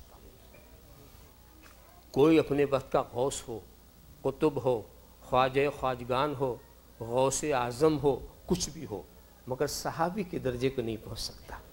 اب آپ سوچیں گے کہ صحابی کو اس درجے پر پہنچایا کس نے؟ صحابی کو اس درجے پر پہنچایا کس نے؟ ارے میں آپ کو بتاؤں، اگر آپ کہیں گے عمل لے تو غوث پاک اور خواجہ اجمیری کے پاس عمل کی کون سی کمی تھی؟ بلکہ بظاہری مشقت جو ان بزرگوں نے اٹھائی وہ تو صحابہ نے اٹھائی بھی نہیں۔ ریاضت و مجاہدے کا جو انداز بعد میں رائج ہوا، برج اجمی سے پوچھو غوث اعظم کی گریہ وزاری کا عالم کیا تھا، بزرگوں کے چلا گاہوں سے پوچھو کہ ان کے رونے کا عالم کیا تھا، معلوم یہ ہوا کہ عمل سے نہیں، عمل آپ کتنا کرتے جاؤ صحابی نہیں ہو سکتے، صحابی ہو ہی نہیں سکتے۔ ایک انسان ابھی پیدا ہوا، بڑا ہوا، اور یہ مانو کہ 70 سال تک اس نے کفر کیا، 70 سال تک کفر کیا، اور پھر نبی کی بارگاہ میں رسائی ہوئی، چہرہ دیکھا، ایمان لے آیا۔ ایمان لانے کے بعد گھر پہنچا، انتقال ہو گیا، گھر پہنچا، انتقال ہو گیا۔ اب اس شخص کو اپنی جگہ پر رکھو اور دوسرے شخص کو رکھو کہ وہ خود بھی مومن اور اس کا باپ بھی مومن، اور مومن ہی نہیں ولی مان لو، اس کا دادا بھی ولی، پردادا بھی ولی، لکڑ دادا بھی ولی، ولایت کا ایک سلسلہ چلا رہا، اور یہ بھی بڑھا تو بہت اونچے پہنچ گیا۔ اتنا پہنچنے کے بعد کیا اس کے برابر ہوا جس نے نبی کی زیارت کر کے کلمہ پڑھا تھا، نبی کے ہاتھوں پہ جس نے کلمہ پڑھا تھا؟ تو اس مقام پر اس کو پہنچایا کس نے؟ آپ کہیں گے نماز، بے شک نماز سے درجے بلند ہوتے ہیں، اس کو تو نماز پڑھنے کا موقع ہی نہیں ملا۔ آپ کہیں گے روزہ، بے شک اس سے بھی درجے بلند ہوتے ہیں، مگر اس کو رمضان کا مہینہ ہی نہیں ملا۔ آپ کہیں گے حج کا موسم ہی نہیں ملا، زکوٰۃ اس کا وقت ہی نہیں ملا، جہاد اس کا وقت ہی نہیں ملا۔ تو عمل کے لحاظ سے دیکھو خالی اور مقام ایسا کہ غوث سے بھی افضل، خواجہ سے افضل، آقائے نقشبند سے افضل، مولائے سہرورد سے افضل، اولیاء صالحین سے افضل، آخر یہ درجہ ملا کیسے؟ تو آپ یہی کہیں گے کہ یہ مصطفیٰ کے چہرے نے دیا۔ قسم ہے چہرے مصطفیٰ کی، قسم ہے زمانے ظہور مصطفیٰ کی۔ تو یہ معاملہ کچھ اور ہے کہ نور کا جو قریب ہوتا ہے وہ قداور ہوتا، نور کے جو قریب ہوتا ہے وہ قداور ہوتا۔ جس کو میں ایسے سمجھاؤں، آپ کل تجربہ کریں، اپنے مکان کے ایک گوشے میں ایسے ہی ایک موم بتی جلا دیں، ایک گوشے میں موم بتی جلا دیں اور جلا کر دوسری دیوار سے لگ جائیں۔ اس دیوار میں موم بتی ہے اور دوسری دیوار سے لگ کے کھڑے ہو جائیں تو آپ کیا دیکھیں گے کہ آپ کا سایہ آپ کے قد کے برابر، جو سایہ پیچھے پڑ رہا ہے وہ آپ کے قد کے برابر ہے۔ اب ذرا نور کی طرف بڑھو، جیسے بڑھتے جاؤ گے سایہ بڑھتا جائے گا، جیسے بڑھتے جاؤ گے سایہ بڑھتا جائے گا، اور اگر نور کے بالکل قریب ہو گئے تو پورے کمرے میں آپ ہی کا سایہ، پورے کمرے میں آپ ہی کا سایہ۔ اب جس کو آپ کے سائے میں رہنا ہو رہے، نہیں تو باہر ہو جائے، جس کو آپ کے سائے میں رہنا ہے وہ رہے، نہیں تو باہر ہو جائے۔ تو یہ مقام جو ان کو ملا ہے نور مصطفیٰ کی قربت سے ملا ہے، اور یہ نور مصطفیٰ کے اتنا قریب ہو گئے، اتنا قریب ہو گئے کہ ساری کائنات پر صحابہ کا سایہ ہو گیا، ساری کائنات سے۔ اب جو صحابہ اور اہل بیت کے سائے کے باہر رہنا چاہے تو اس دنیا کو چھوڑ دے، اس دنیا میں تو انہی کا سایہ ہے، تو نور کے قریب ہونے والے کا سایہ بڑھ جاتا۔ ارے پورے قد کی بات تو جانے دو، موم بتی کی لو پہ انگوٹھا لگا دو، انگوٹھا لگا دو تو پورے کمرے میں انگوٹھے کا سایہ ہوگا۔ یہ مت دیکھو کہ چھوٹا انگوٹھا، یہ دیکھو قریب کس کے ہے، بڑا کرنے والا کون ہے۔ اس کو لگا دیا تو ہر طرف ساری دنیا میں جہاں تک آپ نے اس کو لگا دیا پیچھے کا پورا حصہ اسی کا سایہ۔ تو قسم ہے زمانے مصطفیٰ کی، والعصر، قسم ہے زمانے ظہور مصطفیٰ کی، قسم ہے زمانے فیضان مصطفیٰ کی، اور قسم ہے زمانے نبوت مصطفیٰ۔ اور آگے چلیے جناب، مختصر بات اور تھوڑی سی عرض کر دوں फिर आगे बात ले चलो। असर के माना, असर अरबी जुबान में असर, इसके माना निचोड़, निचोड़, मासूर को असर कहते हैं। कसम है निचोड़ की, किसी चीज का निचोड़, मौसम्बी संतरा, उसका जो निचोड़ खुलासा, वही तो उसकी जान है ना। मौसम्बी से उसका निचोड़ निकाल लो, जो उसके अंदर है उसकी जान निकाल लो तो क्या रह जाता? फेंकने के लायक, सारे खूजे फेंक दिए जाते हैं। कसम है निचोड़ की, किसके निचोड़ की? कायनात के कमालात के निचोड़। कायनात में सारे कमालात मुंतशिर, उसका खुलासा। कसम है खुलासा कायनात की, कसम है खुलासा कायनात की। ये खुलासा कायनात क्या है? जब खुदा ने अपनी कुदरत का मुजाहरा फरमाया और जलवों को बिखेर दिया, तो कहीं हजरत आदम की सफ़ा नजर आई, कहीं हजरत नूह की नजात दिखाई पड़ी, कहीं हजरत मसीह का दमे मसीहाई नजर आया, तो कहीं शुक्र अय्यूब, कहीं सब्र याकूब, कहीं खुल्लत इब्राहिमी। सिफात हैं, मुंतशिर हैं, जलवों को बिखेर दिया तो अर्श व कुर्सी की बेपनाह उसअतें पैदा हो गई, और सारे जलवों को जब खुलासा बनाया तो पैकर मोहम्मदी तैयार हो गया। सारे अखलाक, सारे अंबिया के कमालात को जब इकट्ठा किया तो इनको बिखेरा तो पूरी कायनात बन गई, और समेटा तो पैकर मुस्तफ़ा बन गया। अरे इसको ऐसे समझो, बीज को फैलाया तो पूरा दरख्त हो गया, और दरख्त को समेटा तो बीज हो गया। बीज को फैलाया तो पूरा दरख्त हो गया, और दरख्त को समेटा तो पूरा। वरना बीज को देखकर आपने क्या समझा था इसमें क्या क्या है, इस बीज के अंदर क्या क्या है, मगर बाद में पता चला इसी में तना भी है, इसी में टहनियाँ भी हैं, इसी में पत्तियाँ भी हैं, इसी में फूल के अज्जाए अनासिर भी हैं, इसी के अंदर सब कुछ है। तो फैलाया तो पूरा दरख्त, समेटा तो एक बीज, समेटा तो एक बीज, वही असले कायनात। इससे बात समझ में आई कि जो चीज असल होती है, जो चीज असल होती है, वही अव्वल, वही आखिर, वही अव्वल, वही आखिर।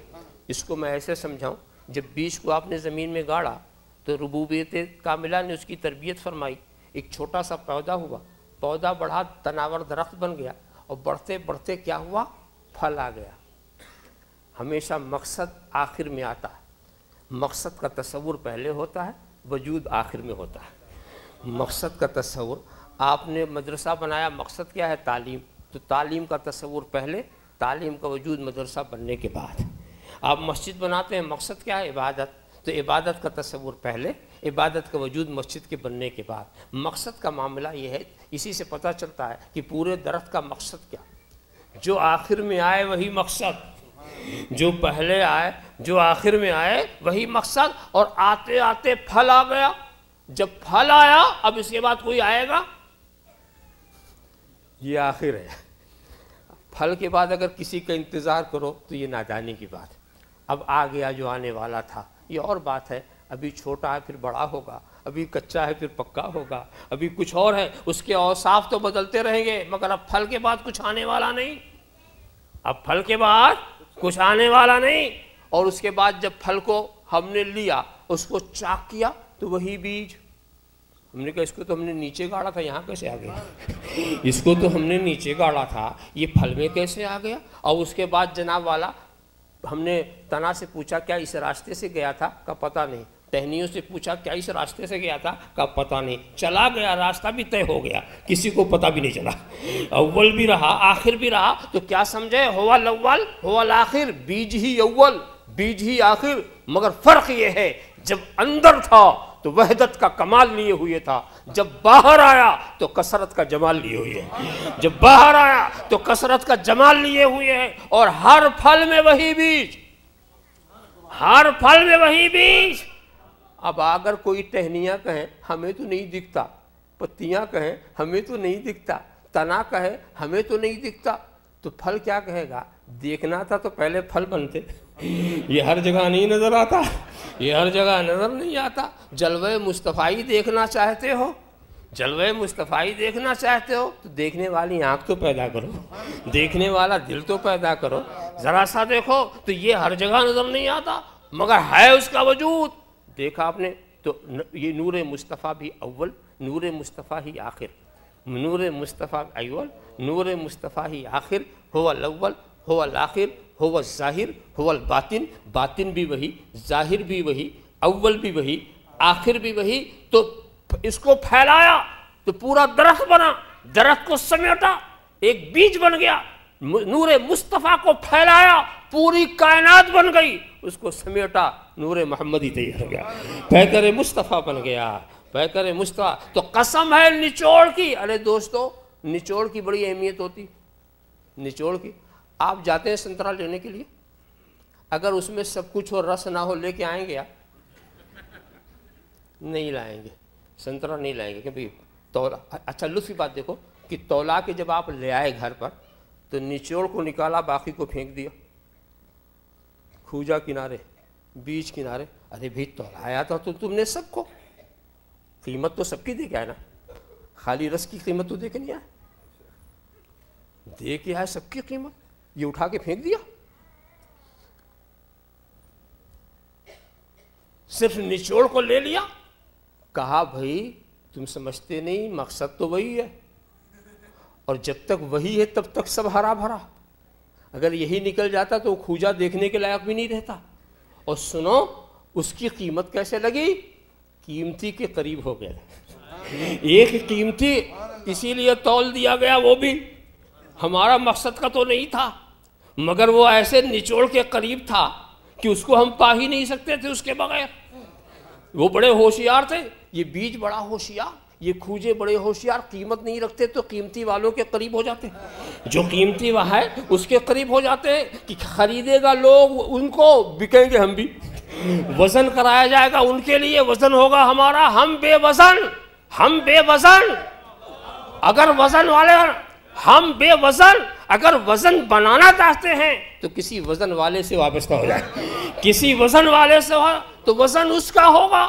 ارے آپ نہیں دیکھتے ہمارے علاقوں میں تو پتنگے لوگ اڑاتے ہیں نا, اس کے پیچھے دم چھلے لگا دیتے, پھر پتنگوں کے پیچھے. ایسے دم چھلوں کو کوئی اڑا نہیں سکتا, مگر اڑنے والے کے پیچھے وہ لگا تو وہ بھی اڑ رہا, وہ بھی اڑ رہا. جدھر جدھر پتنگ جاتی پیچھے پیچھے دم چھلا بھی جا رہا, پیچھے پیچھے دم چھلا بھی جا رہا. مگر دم چھلا بڑا ہوشیار ہے, پتنگ کے آگے نہیں جاتا, پیچھے ہی رہتا, پتنگ کے آگے نہیں جاتا.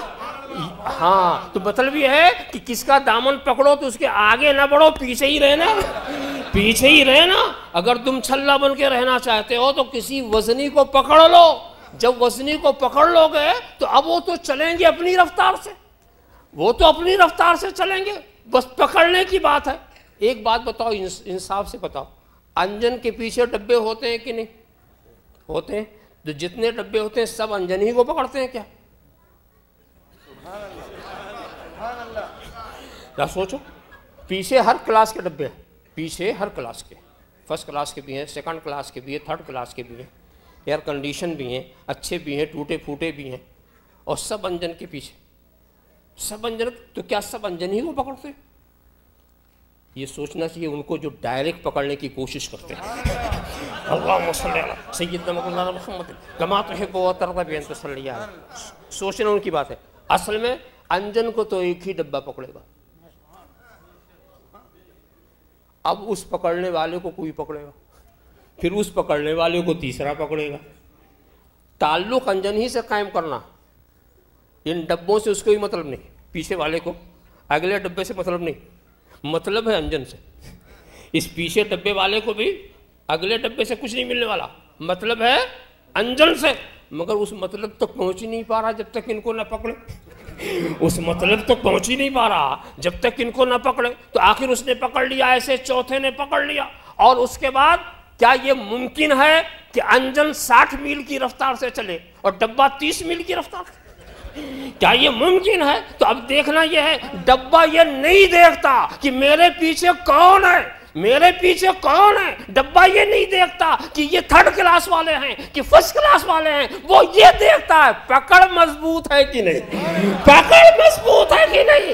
انجن صرف یہ دیکھتا ہے اللہم صلی علی سیدنا مولانا محمد کما تحب و ترضی ان تصلی علی صلی اللہ علیہ وسلم صلاۃ و سلام علیک یا رسول اللہ صلی اللہ علیہ وسلم صلاۃ و سلام علیک یا رسول اللہ۔ تو دوستو انجن کھینچنے والے جناب محمد الرسول اللہ صلی اللہ تعالی وسلم، ان کو صحابہ نے پکڑا، ان کو تابعین نے پکڑا، ان کو تبع تابعین نے پکڑا، ان کو اغواس و اقطاب نے پکڑا، اور ہم ان بزرگوں کو پکڑنے والے ہیں، ہم ان بزرگوں کو۔ انجن تو وہی مدینے والا ہے، انجن تو وہی مدینے والا ہے۔ وہ جب وہ کھینچے گا تو یہ نہیں دیکھے گا کہ پیچھے متقی ہے کہ گنہگار ہے، وہ نہیں دیکھے گا۔ اسی لیے انجن نے کہہ دیا کہ شفاعتی لأہل الکبائر من امتی، شفاعتی لأہل الکبائر من امتی، جو میرے امت کے بڑے بڑے گناہ کرنے والے ہیں میں ان کی بھی سفارش کروں گا، میں ان کی بھی شفاعت کروں گا۔ انجن نہیں دیکھتا پیچھے کون ہے، اتنا ہی دیکھتا پکڑا ہے کہ نہیں پکڑا ہے، اس نے دامن کو پکڑا ہے کہ نہیں پکڑا۔ اور ایک بات یہ ہے، جس لائن پر انجن ہو اسی لائن پہ رہنا، ہاں دوسری لائن پر ہوگے نہ آگے جاؤ گے نہ پیچھے جاؤ گے، اس بات کا بھی خیال رکھنا۔ لائن وہی ہو، لائن نہ بدلو، لائن اگر بدل دو گے تو کام نہیں چلے گا، لائن بدلو گے۔ اچھا معاملہ بھی عجیب عجیب ہے کہ کبھی کبھی ایسا ہے کہ ڈبے لائن نہیں بدلتے، ڈبے تو لائن نہیں بدلتے مگر بیچ میں کبھی کٹ جاتے ہیں، جانا تھا کہیں چلے گئے کہ، لہٰذا کسی ڈبے پر بیٹھنا تو یہ دیکھنا کہ تم جہاں جاتے ہو یہ ڈبہ وہاں تک جاتا ہے کہ نہیں، اچھی طرح سے سمجھ لینا۔ ہاں ایسا نہیں کہ بمبئی سے بیٹھے مدراس کے لیے چلے گئے کلکتہ، ایسا نہ ہو کہ کسی اور اسٹیشن پر بھول کر کے کہیں اور چلے جاؤ۔ اور یہ بھی ہے کہ یہ بھی مت کرنا کہ بس اب انجن کی بات آ گئی تو جس انجن کے پیچھے چاہو چلے جاؤ، یہ بھی نہیں۔ پہلے یہ دیکھنا کہ اس انجن کا کام کیا، یہ انجن دور تک جاتا ہے یہ صرف اسٹیشن ہی پہ دوڑتا رہتا ہے، شانٹنگ کرتا رہتا ہے، پہلے یہ بھی سمجھ لینا۔ ایسے ڈبے میں نہ بیٹھنا جو ادھر سے ادھر کاٹا ادھر ملایا، ادھر کاٹا ادھر ملایا، یہ کاٹنے والے ملانے والے ان کے پیچھے چلو گے تو وہیں کے وہیں رہ جاؤ گے، وہیں کے وہیں رہ جاؤ گے۔ پہلے لہٰذا یہ دیکھنا کہ انجن کا رخ صحیح تمہاری منزل کی طرف ہے۔ منزل ایک بات بتاؤ، آپ کہیں گے کہ ٹکٹ جب ہمارے پاس ہے، ہم تو لا الہ الا اللہ محمد الرسول اللہ کا ٹکٹ رکھتے ہیں، تب تو ہمیں سیدھے جنت ہی میں جانا۔ ہاں بات تو صحیح ہے، یہ جنتی کا ٹکٹ، جنت کا ٹکٹ، مگر ٹکٹ کہیں کا لے کے بیٹھ جاؤ کسی اور گاڑی پر، ٹکٹ ہو کہیں کا بیٹھ جاؤ کسی اور گاڑی پر تو گاڑی تو اپنی راستے پہ لے جائے گی، تیرا ٹکٹ نہیں دیکھا جائے گا کہ تیرا ٹکٹ ادھر کا ہے کہ ادھر کا ہے، یہ سب نہیں دیکھا جائے گا۔ ٹکٹ صحیح ہے تیرا لکھنؤ کا ہے، بیٹھ گیا مدراسی گاڑی پہ تو وہ تیرا ٹکٹ نہیں دیکھے گا۔ ہاں بیچ میں ایسا ہوتا ہے کہ کچھ چیکر آتے ہیں، یہ گورنمنٹ کے بنائے ہوئے آدمی ہوتے ہیں، یہ آتے ہیں دیکھا ہے تو غلط آ گیا، اتر جا غلط آیا، گاڑی آئے گی پلٹ جانا، ادھر سے ادھر جانا، یہ تمہارا ہے۔ اب اگر گورنمنٹ کے آدمی کی بات تو نے مان لی، میں گورنمنٹ کے آدمی کی بات کر رہا ہوں، کوئی خود سے نہ ٹی ٹی بنتا ہے نہ چیکر بنتا ہے، کوئی خود سے اگر کسی کا ٹکٹ بھی چیک کرنا چاہے تو اس کا حق نہیں ہوتا، گورنمنٹ جس سے چاہے کام لے۔ اب جب اس کا آدمی نے بتایا، اس کا ہم نے تمغہ دیکھا کہ ہاں بھئی یہ آدمی گورنمنٹ کا ہے کہہ رہا، اب اس کی بات ہماری سمجھ میں آ گئی، ہم اتر جائیں گے، اتر کر کے واپس ہوں گے۔ مگر نہیں سمجھ میں آئی تو کیا کیا، اتر کے دوسرے ڈبے میں بیٹھ گئے، اسی گاڑی کے دوسرے ڈبے میں بیٹھ گئے، پھر ادھر ہی جا رہے ہیں۔ تو اس کا مطلب یہ ہے کہ ایک ڈبہ چھوڑ کے دوسرے ڈبے میں جانے سے منزل نہیں ملتی۔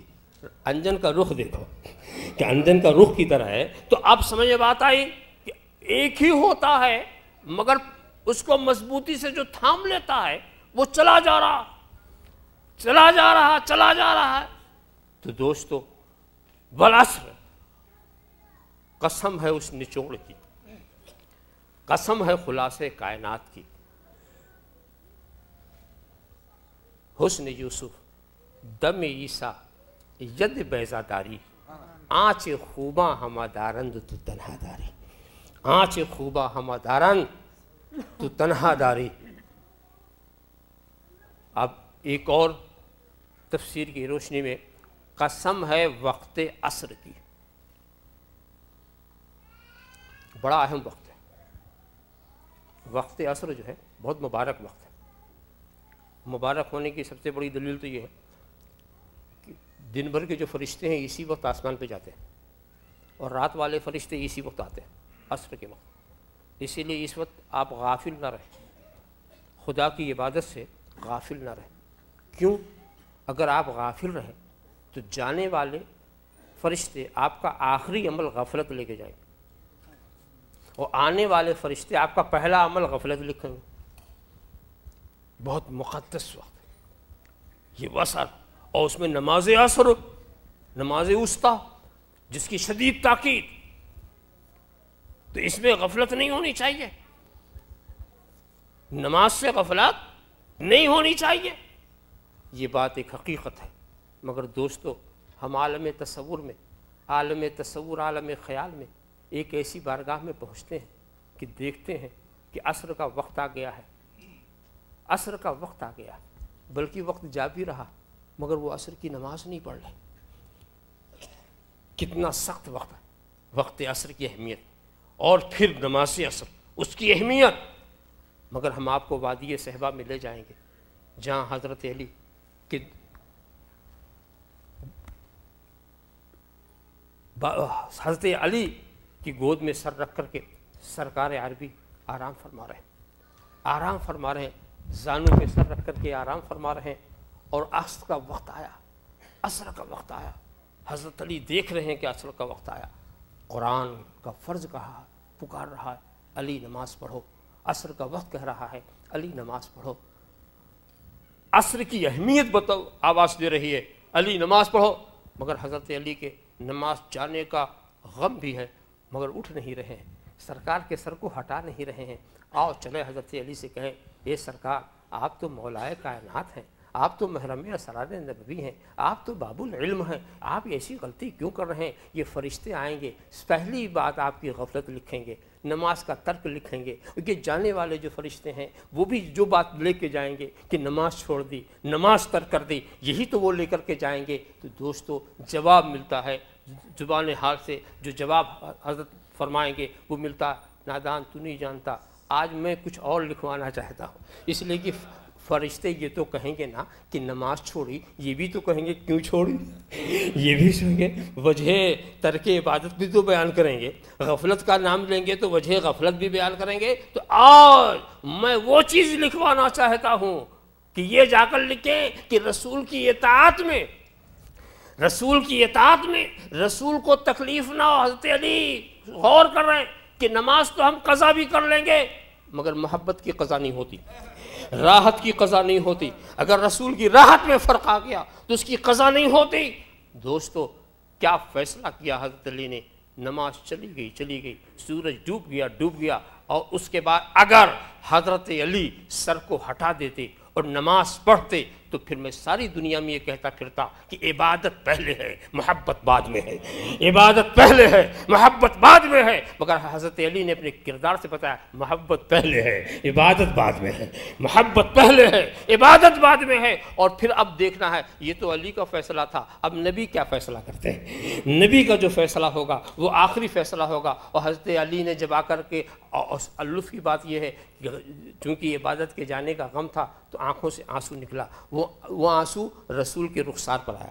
حضرت علی کی آنکھوں کا آنسو رخسار نبی پہ آیا۔ ذرا سا دیکھیے یہ غم والا آنسو، یہ حضرت علی کا آنسو کتنا قیمتی تھا کہ گرنے کی جگہ کیا ملی، گرنے کی جگہ کیا ملی۔ نبی بیدار ہوئے، کہا کہ علی کیا بات ہے؟ کہا حضور میں نے نماز نہیں پڑھی، میں نے نماز نہیں پڑھی۔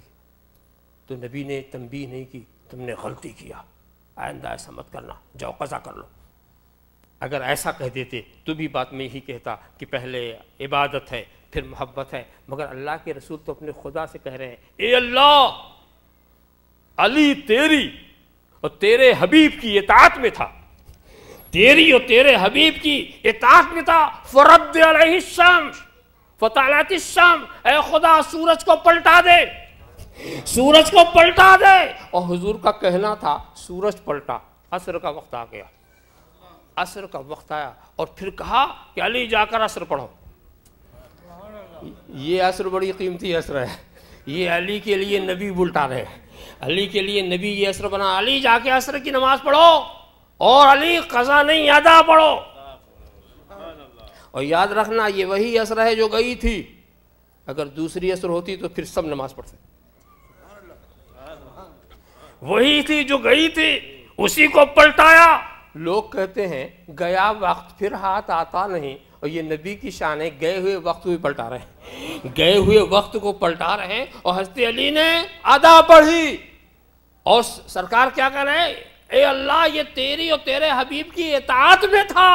یعنی وہ وقت حضرت علی کے لیے ایسا تھا کہ ترک عبادت ہی اطاعت بن گئی، ترک عبادت ہی اطاعت بن گئی۔ اور یہ سبق سب کو ملا کہ پہلے محبت، اور حضرت خوب جانتے ہیں، حضرت علی خوب جان، نماز عمل ہے اور محبت ایمان ہے، نماز عمل ہے اور محبت ایمان ہے۔ ایمان ہی نہیں تو عمل کہاں رہا؟ ایمان ہی کو اگر ہٹا دیا تو عمل کی کیا ہے حقیقت رہ جاتی ہے۔ تو دیکھو انہوں نے وہ عصر کو قربان کر دیا، مگر پھر ان کو وہی عصر ملتی ہے، اور پھر آپ اس میں ادا پڑھتے ہیں، اور سرکار نے ادا پڑھا کے بڑا اچھا کیا، تاکہ دنیا یہ الزام نہ کرے کہ رسول کی محبت تو نماز قضا کر دیتی، رسول کی محبت میں نماز قضا ہو گئی، رسول کی محبت میں نماز قضا نہیں، یہ نہ کہو۔ رسول کی محبت قضا نہیں پڑھاتی، ادا پڑھاتی، ادا پڑھاتی ہے، چاہے اس ادا کے لیے آسمان سے سورج کو پلٹنا پڑے۔ اللہم صلی علی سیدنا مولانا محمد کما تحب و ترضی بین تصلی علیہ۔ تو قسم ہے وقت عصر کی، اور قسم ہے نماز عصر کی، سارے انسان گھاٹے میں ہیں، سارے انسان گھاٹے میں ہیں۔ فائدے میں کون ہے؟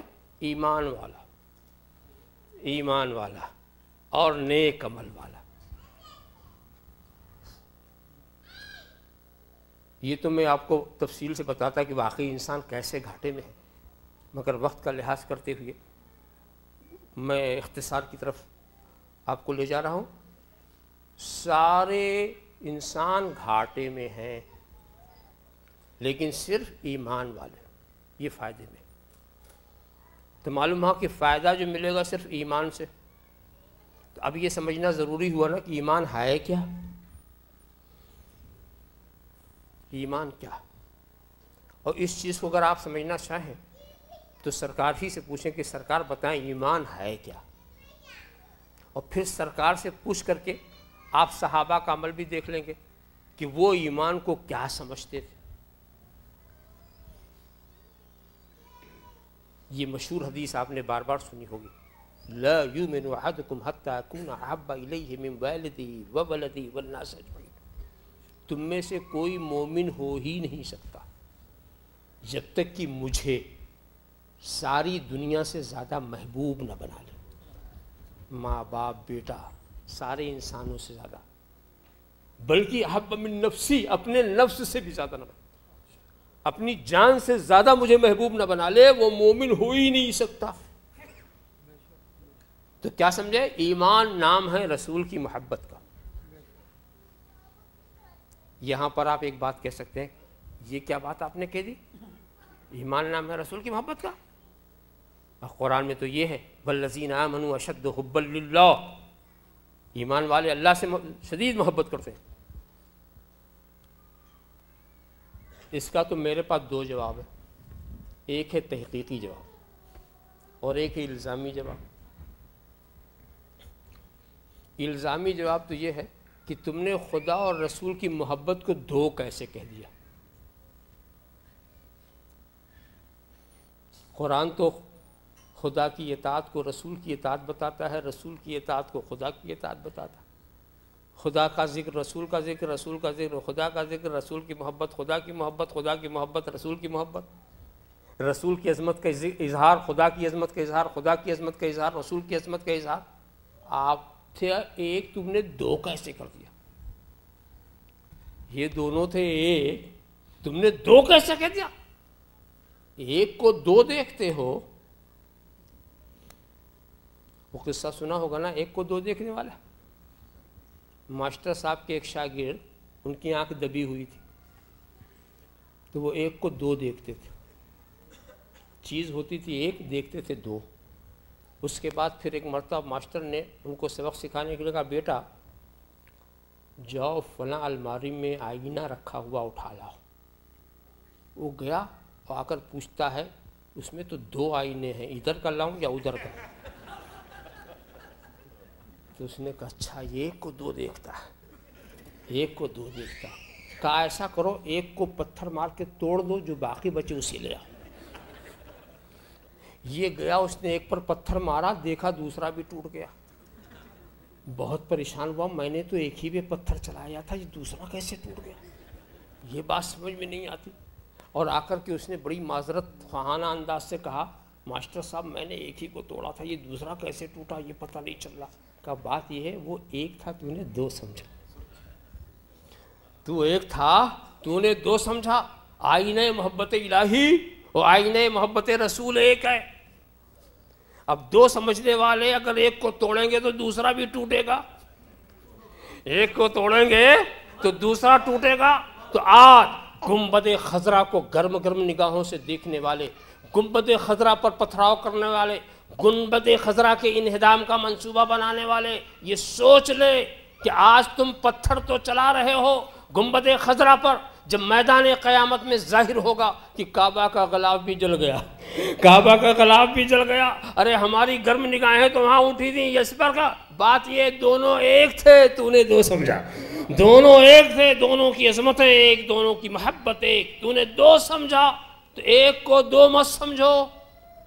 یہ تو رہا الزامی انداز، میں تحقیقی جواب دینا چاہتا ہوں۔ تحقیقی جواب یہ ہے، آیت کریمہ کو تلاوت کرو، والذین آمنوا اشد حبا للہ، ترجمہ والذین آمنوا، وہ لوگ جو ایمان لا چکے وہ اللہ سے بڑی محبت کرتے ہیں۔ یعنی اللہ کی محبت کب؟ ایمان لانے کے بعد۔ جو ایمان لا چکے وہ اللہ سے بڑی محبت کرتے ہیں۔ تو کیا مرتا خدا کی محبت ایمان نہیں ہے، ایمان کا نتیجہ ہے، ایمان کا پھل ہے، ایمان کا ثمر ہے۔ تو جو ایمان لا چکے وہ اللہ سے بڑی محبت کرتے ہیں۔ تو ایمان کیسے لائے؟ ایمان کیسے لائے؟ کہ رسول کی محبت سے۔ رسول کی محبت نے انہیں ایمان والا بنایا، اور جب ایمان والے بن گئے تو خدا کے چاہنے والے ہو گئے۔ جب ایمان والے بن گئے تو ایمان نام ہے رسول کی محبت کا۔ اب آئیے صحابہ کرام کا واقعاتی انداز سے بات کو سمجھنا بہت آسان ہوتا ہے۔ اب بارگاہ صدیق اکبر میں چلیں اور وہاں ان سے معلوم کریں کہ ایمان کس کو کہتے ہیں، ایمان کس کو کہتے ہیں۔ ایک واقعے کی طرف میں اشارہ کرنا چاہتا ہوں۔ ایک مرتبہ اللہ کے رسول نے کے سامنے حضرت صدیق اکبر نے کہا اے اللہ کے رسول مجھے 3 چیزوں سے محبت، 3 چیزوں سے۔ اگر میں آپ سے پوچھوں کہ آپ کو کتنی چیزوں سے محبت ہے، پوچھنا بھی ٹھیک نہیں ہوگا، پتہ نہیں آپ کیا بتائیں۔ تو اس میں بھلائی اسی میں کہ میں نہ پوچھوں۔ اب جناب والا مگر سرکار سے کہا 3 کیا؟ اب ایک ایک چیز کو شمار کرو۔ النظر الیک، الجلوس عندک، پہلی چیز الجلوس عندک، آپ کے پاس بیٹھے رہنے سے محبت۔ والنظر الیک، آپ کو دیکھتے رہنے سے محبت ہے۔ وانفاق مال علیک، اور آپ پر مال لٹانے سے محبت۔ یعنی محبت کا مرکز ذات رسول۔ بیٹھیں تو آپ ہی کے پاس بیٹھیں، دیکھیں تو آپ ہی کا چہرہ دیکھیں، لٹائیں تو آپ ہی پر لٹائیں۔ ذرا سا آپ دیکھیں، اور ہوا بھی ایسا بیٹھے کہ آج تک قریب ہے، اور ایسا دیکھا کہ اتنا کوئی نہ دیکھ سکا، اور ایسا مال لٹایا، ایسا لٹایا کہ فاروق اعظم کی سخاوت بھی حیرت فروش ہو گئی، ایسا لٹایا کہ اس کی بھی کوئی مثال نہ مل سکی۔ وہ واقعہ تو بڑا مشہور ہے نا، بہت مشہور ہے کہ جب سرکار نے چندے کی اپیل کی، لوگ لے کر آئے اپنا مال۔ مختصر یہ کہ فاروق اعظم بھی لے کر آئے، اس وقت ان کے پاس بہت کچھ آ گیا تھا، آدھا لے کر آئے، آدھا لے کر آ کے بارگاہ رسول۔ اور ایک دل میں خیال تھا، فاروق اعظم کو یہ خیال تھا کہ ہر معاملے میں، ہر نیکی میں صدیق اکبر آگے بڑھ جاتے ہیں، آج مجھے موقع، اس لیے کہ وہ تو سب خدا کی راہ میں پہلے ہی لٹا چکے، ان کے پاس ہے کیا جو لے کے آئیں گے، آج مجھے موقع۔ اور لا کے آدھا مال رکھ دیا تو حضور نے پوچھا ما ترکت لأہلک یا عمر، دیکھیے سرکار کے پوچھنے کا سوال، ما ترکت لأہلک یا عمر، اے عمر تو نے اپنے بچوں کے لیے کیا چھوڑا؟ کہ حضور جتنا لائے ہیں اتنا ہی چھوڑ کے آیا۔ اب صدیق اکبر عجیب ڈھنگ سے پہنچتے، کمبل لپیٹے ہوئے، اس میں ببول کا کانٹا لگائے ہوئے، بغل میں ایک پوٹلی دبائے ہوئی ہے، اور لے کے سرکار کے پاس جا کے پوٹلی رکھ دیتے، یعنی اپنا لباس بھی اتار دیا، بٹن تک اتار دیا، جو کچھ تھا سب رکھ دیا، چونکہ ستر پوشی فرض اس لیے ایک کمبل لپیٹ لیا، اور بٹن کے بجائے کانٹا لگا لیا، ببول کا کانٹا لگا لیا، لا کے رکھ دیا۔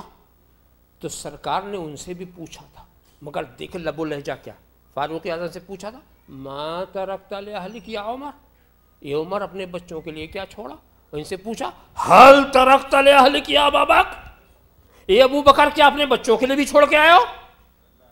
لب و لہجہ دیکھیں، ان سے پوچھا اپنے بچوں کے لیے کیا چھوڑا، اور یہ کیا وہاں چھوڑ کے آئے ہو؟ اپنے بچوں کے لیے بھی کچھ چھوڑ کر آئے ہو؟ تو انہوں نے نہیں کہا کہ ہم کچھ چھوڑ کے نہیں آئے، ہاں ہم اپنے بچوں کے لیے اللہ کے رسول کو چھوڑ کے آئے، ہم اللہ کے رسول کو چھوڑ کر آئے۔ اور دوستو اس وقت کسی نے اعتراض نہیں کیا کہ اللہ کے رسول تو یہاں ہیں، آپ وہاں کہاں چھوڑ کے آئے؟ اللہ کے رسول تو یہاں ہیں، آپ کے گھر میں کیا؟ سب جانتے تھے کہ خدا کے رسول کے فضل کو محدود نہیں کیا جا سکتا، وہ فضل ان کے رحمت ہر جگہ ہے، پروانے کو چراغ ہے، بلبل کو پھول بس، صدیق کے لیے ہے خدا کا رسول بس۔ اور اس کے بعد دیکھو اس موقع پر بھی بڑھ گئے، فاروق اعظم سے بڑھ گئے، حضرت جبریل آئے، حضرت جبریل آئے، وہ بھی کمبلی لپیٹے ہوئے، ببول کا کانٹا لگائے ہوئے آئے، اور حضور سے کہا اللہ نے صدیق کو سلام بھیجا ہے، اللہ نے سلام بھیجا اور پوچھا ہے کہ میں نے جو مفلسی انہیں دی وہ کیا وہ مجھ سے راضی؟ بندہ سے بندہ نواز پوچھے، رازق پوچھے، خالق مالک پوچھے، سرکار صدیق اکبر کی بندگی جو ہے رقص کرنے لگی ہوگی، کیا مقام ہے، ذرا سوچو۔ اور پھر نبی نے پوچھا جبریل اس لباس میں کبھی تم نہیں آیا، آج یہ کیسا نیا لباس؟ کہا اللہ کو صدیق کی ادا اتنا پسند آ گئی کہ سارے فرشتوں کو حکم دیا اسی لباس میں ہو جاؤ، اسی لباس میں ہو جاؤ جس لباس میں صدیق ہیں۔ دیکھو تو صدیق اکبر کے طرز عمل نے بتا دیا کہ ایمان نام ہے رسول سے محبت کا، اس لیے کہ ایک مومن کے لیے ایمان سے بڑھ کے کوئی دولت نہیں، ایمان سے بڑھ کے کوئی چیز نہیں، تو ایمان نام ہے رسول کی محبت کا۔ اب آئیے فاروق اعظم کی بارگاہ میں، وہاں بھی ایک واقعہ بہت مشہور ہے، مشہور واقعہ یہ ہے، وہ نے سنا ہوگا یہودی اور منافق والا۔ منافق جانتے کسے کہتے ہیں؟ چھپا ہوا کافر، وہ ہے منافق۔ کچھ کھلے ہوئے کافر ہوتے ہیں، ایک چھپے ہوئے ہوتے ہیں، اور کہتے ہیں کہاں چھپتے ہیں؟ کلمے میں چھپتے ہیں، نماز میں چھپتے ہیں، عبادتوں کا لباس پہن کے اپنے کو چھپائے رکھتے ہیں۔ تو یہ چھپے ہوئے کافر جو ہیں یہ حضور کے زمانے میں بھی تھے، یہ یہودی تو اس زمانے میں بھی تھے۔ تو معاملہ آ گیا، اور معاملہ کیا آیا کہ پانی چلانے کی بات تھی، بات باری تھی یہودی کی، اور یہ جو اپنے کو مسلمان کہتا تھا یہ زبردستی خود چلانا چاہ رہا تھا۔ یہودی کیا کہتا کہ چلو فیصلہ کرا لو، یعنی دیکھیے یہودی کا بھی یقین کہ نبی فیصلہ غلط نہیں کریں گے، ایمان تو نہیں لایا مگر یہ یقین، چلو اپنے نبی سے فیصلہ کرا لو۔ اب جب فیصلہ کرانے کے لیے گئے تو کہتے ہیں اے اللہ کے رسول میں مسلمان ہوں، یہ یہودی ہے، یہ بتائیے فیصلہ کے لیے یہ جاننے کی کیا ضرورت کہ تو کیا ہے یہ کیا ہے؟ فیصلے کے لیے تو معاملہ لوگ دیکھتے ہیں، نہ کہ یہ کہ تو مسلمان ہے کہ یہودی ہے کہ کیا ہے، اس سے کیا مطلب؟ مگر وہ اپنے اسلام سے فائدہ، اس ظاہری اسلام سے وہ فائدہ اٹھانا چاہ رہا تھا، میں مسلمان ہوں، یہودی ہے۔ بات جب پیش کی تو سرکار نے یہودی کے حق میں فیصلہ کر دیا۔ جب فیصلہ کر دیا یہ منافق کو پسند نہیں آیا، سرکار کا فیصلہ پسند نہیں آیا، چلا اور آ کر یہودی سے کہتا، سوچتا کہ وہ تو سرکار ذرا نرم ہے، چلیں عمر سے فیصلہ کرائیں، اور وہ سخت ہیں، یہودی کا نام سنتے ہی بگڑ جائیں گے۔ تو حضرت عمر کا نام لیا، وہ وہاں بھی جانے کو تیار، چلو وہاں چلو، اس لیے کہ نبی کے سچے چاہنے والے نبی کے فیصلے کو مسترد نہیں کر سکتے، اس کا تو ایمان تھا۔ اور جب بارگاہ فاروقی میں وہ حاضر ہوئے، وہاں بھی میں مسلمان ہوں، یہودی ہے، یعنی اپنی اسلام کا پروپیگنڈا، میں بھی اسلام والا ہوں، میں بھی اسلام والا ہوں۔ اس پر تو مجھے لطیفہ یاد آ گیا کہ کسی کو سونے کی انگوٹھی مل گئی، اب وہ یہ ثابت کرنے کے لیے میں سونے والا ہوں، تو جس کو سلام کرے انگوٹھی اٹھا کر کے السلام علیکم۔ اب کبھی تو سونا نصیب نہیں آتا، حالانکہ سونے کی انگوٹھی پہننا حرام ہے، مگر اس کو دکھانا تھا۔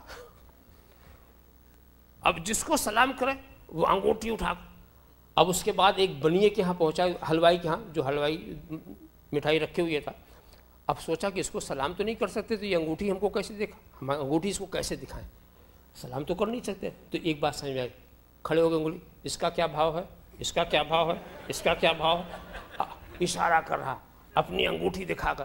تو وہ بھی سمجھ گئے لینے والا نہیں ہے، یہ اپنے سونے کی انگوٹھی دکھا رہا کہ میں سونے والا ہوں، میں سونے والا ہوں۔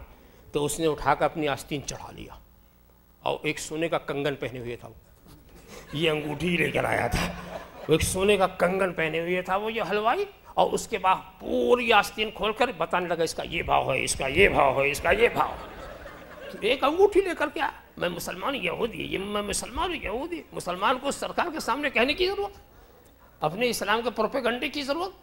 خیر، وہاں بھی فاروق اعظم کے سامنے یہودی نے کر دیا کہ آپ کے رسول نے یہ فیصلہ کیا۔ فاروق اعظم اندر چلے گئے، اور پھر وہ سوچنے لگا ہوگا کہ اب گئے، آج یہودی کی خیریت نہیں، آج خیریت نہیں، تلوار لے کر آئے، اور لانے کے بعد جب چلی تو منافق کی گردن اڑ گئی، منافق کی گردن اڑ گئی، اور اس کے بعد شور ہو گیا، عمر نے مسلمان کو مارا، عمر نے مسلمان کو مارا۔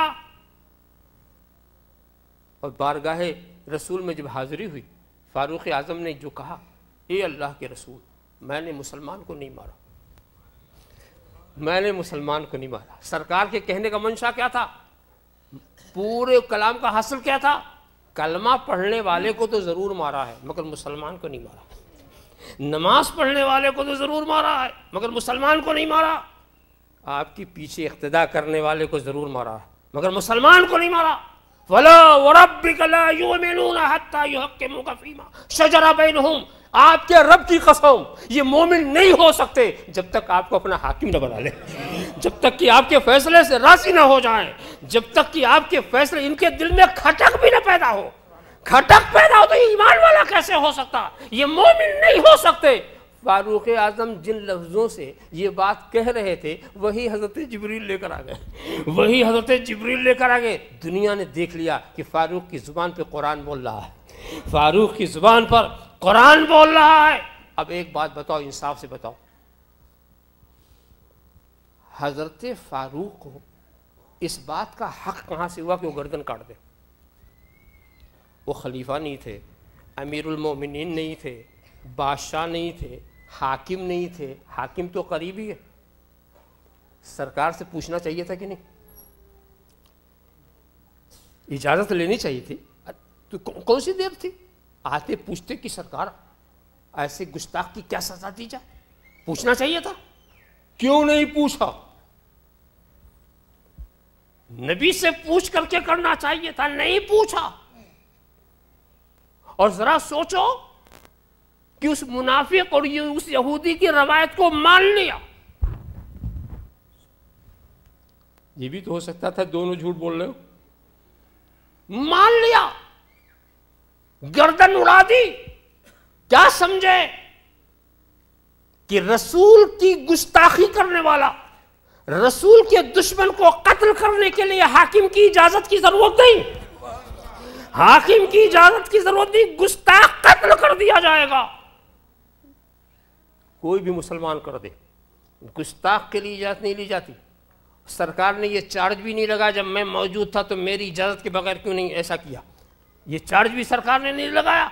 اور فاروق اعظم نے اپنے طرز عمل سے ظاہر کر دیا کہ ایمان نام ہے رسول کو اپنا حاکم بنا لینے کا، رسول کے فیصلے سے مطمئن ہو جانے کا، رسول کو اپنا محبوب بنا لینے کا۔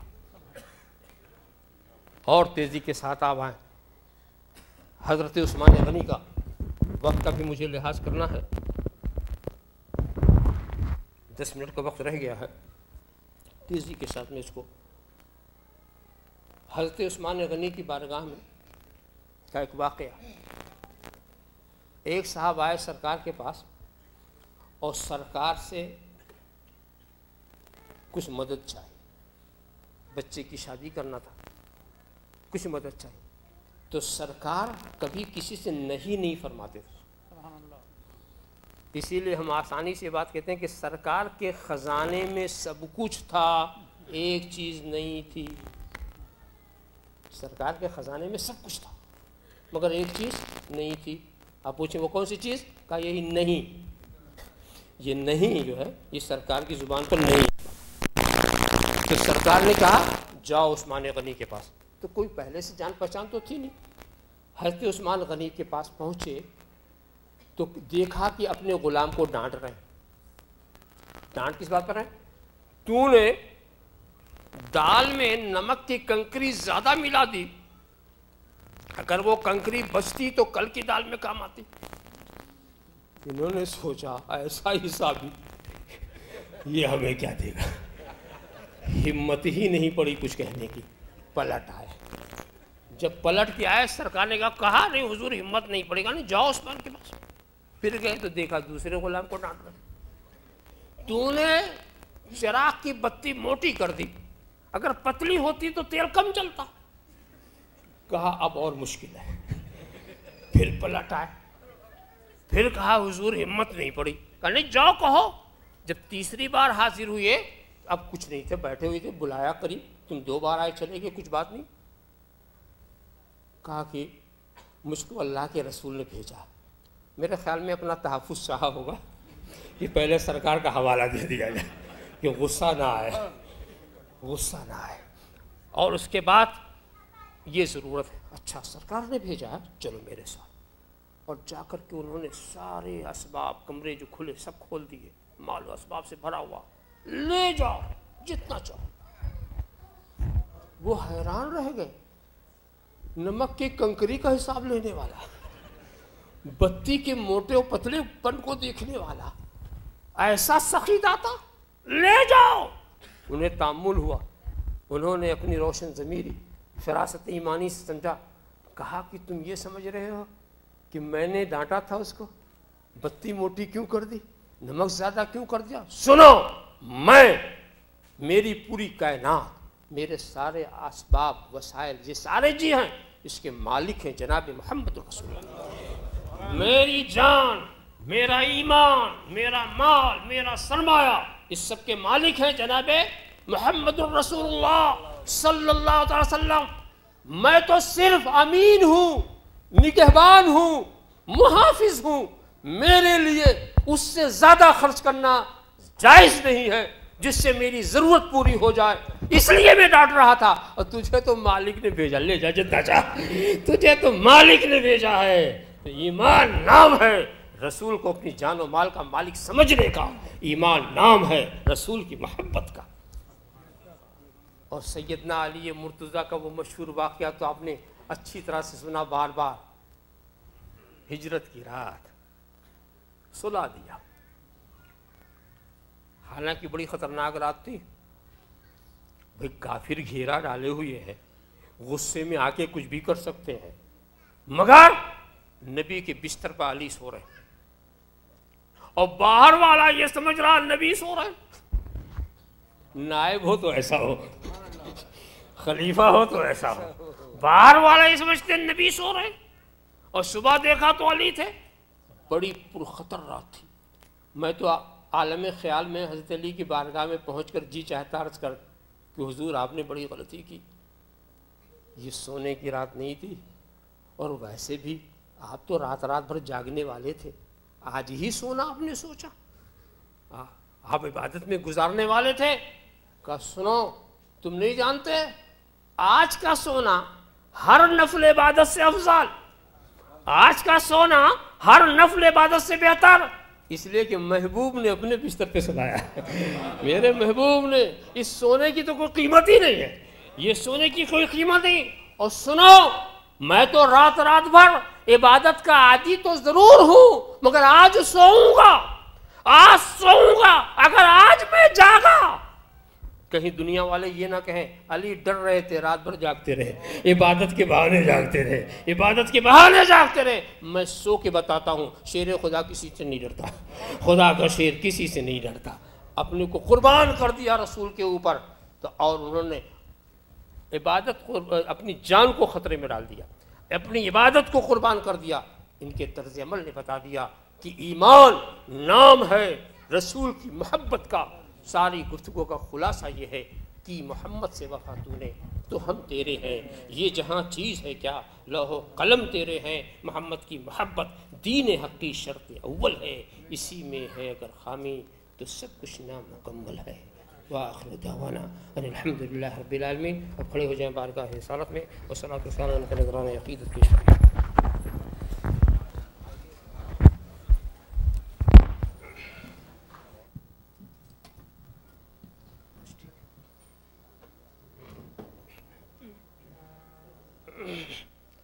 یا نبی سلام علیکہ یا رسول سلام علیکہ یا حبیب سلام علیکہ صلوات اللہ علیکہ صلوات اللہ علیکہ۔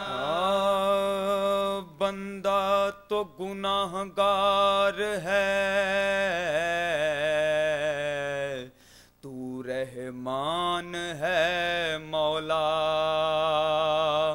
بندے پہ کرم کرنا تیری شان ہے مولا، سرکار دو جہاں کی میں نظر چاہتا ہوں، مداوائے درد جگر چاہتا ہوں، یا رب دعاؤں میں اپنی میں اثر چاہتا ہوں، زیر لب بس درود و سلام چاہتا ہوں، یا نبی سلام علیکہ یا رسول سلام علیکہ یا حبیب سلام علیکہ صلوات اللہ علیکہ صلوات اللہ علیکہ۔ نگاہ دل کو سجاؤ کہ آ رہے ہیں آپ، جبین شوق جھکاؤ کہ آ رہے ہیں آپ، چراغ گھی کے جلاؤ کہ آ رہے ہیں آپ، چراغ گھی کے جلاؤ کہ آ رہے ہیں آپ، سلام لبوں پہ لاؤ آ رہے ہیں آپ، یا نبی سلام علیکہ یا رسول سلام علیکہ یا حبیب سلام علیکہ صلوات اللہ علیکہ صلوات اللہ علیکہ الصلاة والسلام عليك يا رسول الله، الصلاة والسلام عليك يا حبيب الله، الصلاة والسلام عليك يا نبي الله، الصلاة والسلام عليك يا خير خلق الله، الصلاة والسلام عليك يا قاسم رزق الله، الصلاة والسلام عليك يا عروس مملكة الله، الصلاة والسلام عليك يا زينة عرش الله، الصلاة والسلام عليك يا جمال ملك الله، الصلاة والسلام عليك وعلى آلك وأصحابك وأزواجك وذرياتك وعلى ما أمتك وأولياء ملتك وشهداء محبتك يا رسول الله. اللهم صل على سيدنا مولانا محمد وعلى سيدنا مولانا محمد كما تحب وترضى وصلي عليه. اے خالق ہر بلند پستی، ششچی شتاب کنز ہستی، علم و عمل و فراخ دستی، ایمان و اما و تندرستی، اے مستقذاب کے یا لائق کرم، اس نقطۂ نظر سے خدا رانا ہم کو دیکھ، دامن میں میرے کیا ہے گناہوں کے ماں سوا، اے رحمت دوام تو اپنے کرم کو دیکھ. اے خدا جس میں جب تک میری جان رہے تو اس پہ صدقے تیرے محبوب پہ قربان رہے، کچھ رہے یا نہ رہے پر یہ دعا ہے مولا نزا کے وقت السلامت میرا ایمان رہے. اللهم إنا نعوذ بفضلك القديم وتولك العظيم ولطفك العميم. اللهم ادفع عنا البلاء والوباء بحرمة عبادك المقربين من الأنبياء والمرسلين والشهداء والصالحين والأبدال والأوتاد أجمعين. اللهم احينا ذاكرين وامتنا ذاكرين واحشرنا في زمرة الذاكرين. اللهم احينا عارفين وامتنا عارفين واحشرنا في زمرة العارفين. اللهم احينا سالكين وامتنا سالكين واحشرنا في زمرة السالكين. اللهم احينا راكعين وامتنا راكعين واحشرنا في زمرة الراكعين. اللهم احينا ساجدين وامتنا ساجدين واحشرنا في زمرة الساجدين. اللهم ثبتنا على الاسلام والايمان وامتنا على الاسلام والايمان وحشرنا على الإسلام والإيمان. اللهم أحينا في حياة العلماء وأمتنا بموت الشهداء وحشرنا في زمرة الأولياء وأدخلنا الجنة مع الأنبياء. اللهم أحينا سعيدا وأمتنا سعيدا وحشرنا في زمرة السعداء. اللهم اغفر لنا ولوالدينا ولأستاذنا ولمشايخنا ولعلمائنا ولأحبابنا ولأصحابنا ولجميع المؤمنين والمؤمنات والمسلمين والمسلمات الأحياء منهم والأموات ولمن حضر إلينا ولمن غاب عنا. اللهم ارزقنا في الدنيا زيارة سيدنا ومولانا محمد صلى الله تعالى وسلم وفي الآخرة اللقاء وشفاعته. إن الله وملائكته يصلون على النبي يا أيها الذين آمنوا صلوا عليه وسلموا تسليما. اللهم صل على سيدنا مولانا محمد وعلى سيدنا محمد كما تحب وترضى وصلي عليه. ألا إن أولياء الله لا خوف عليهم ولا هم يحزنون الذين آمنوا وكانوا يتقون. حسبنا الله حسبنا الله حسبنا الله ونعم الوكيل ونعم المولى ونعم النصير. سبحان ربك رب العزة عما يصفون وسلام على المرسلين والحمد لله رب العالمين.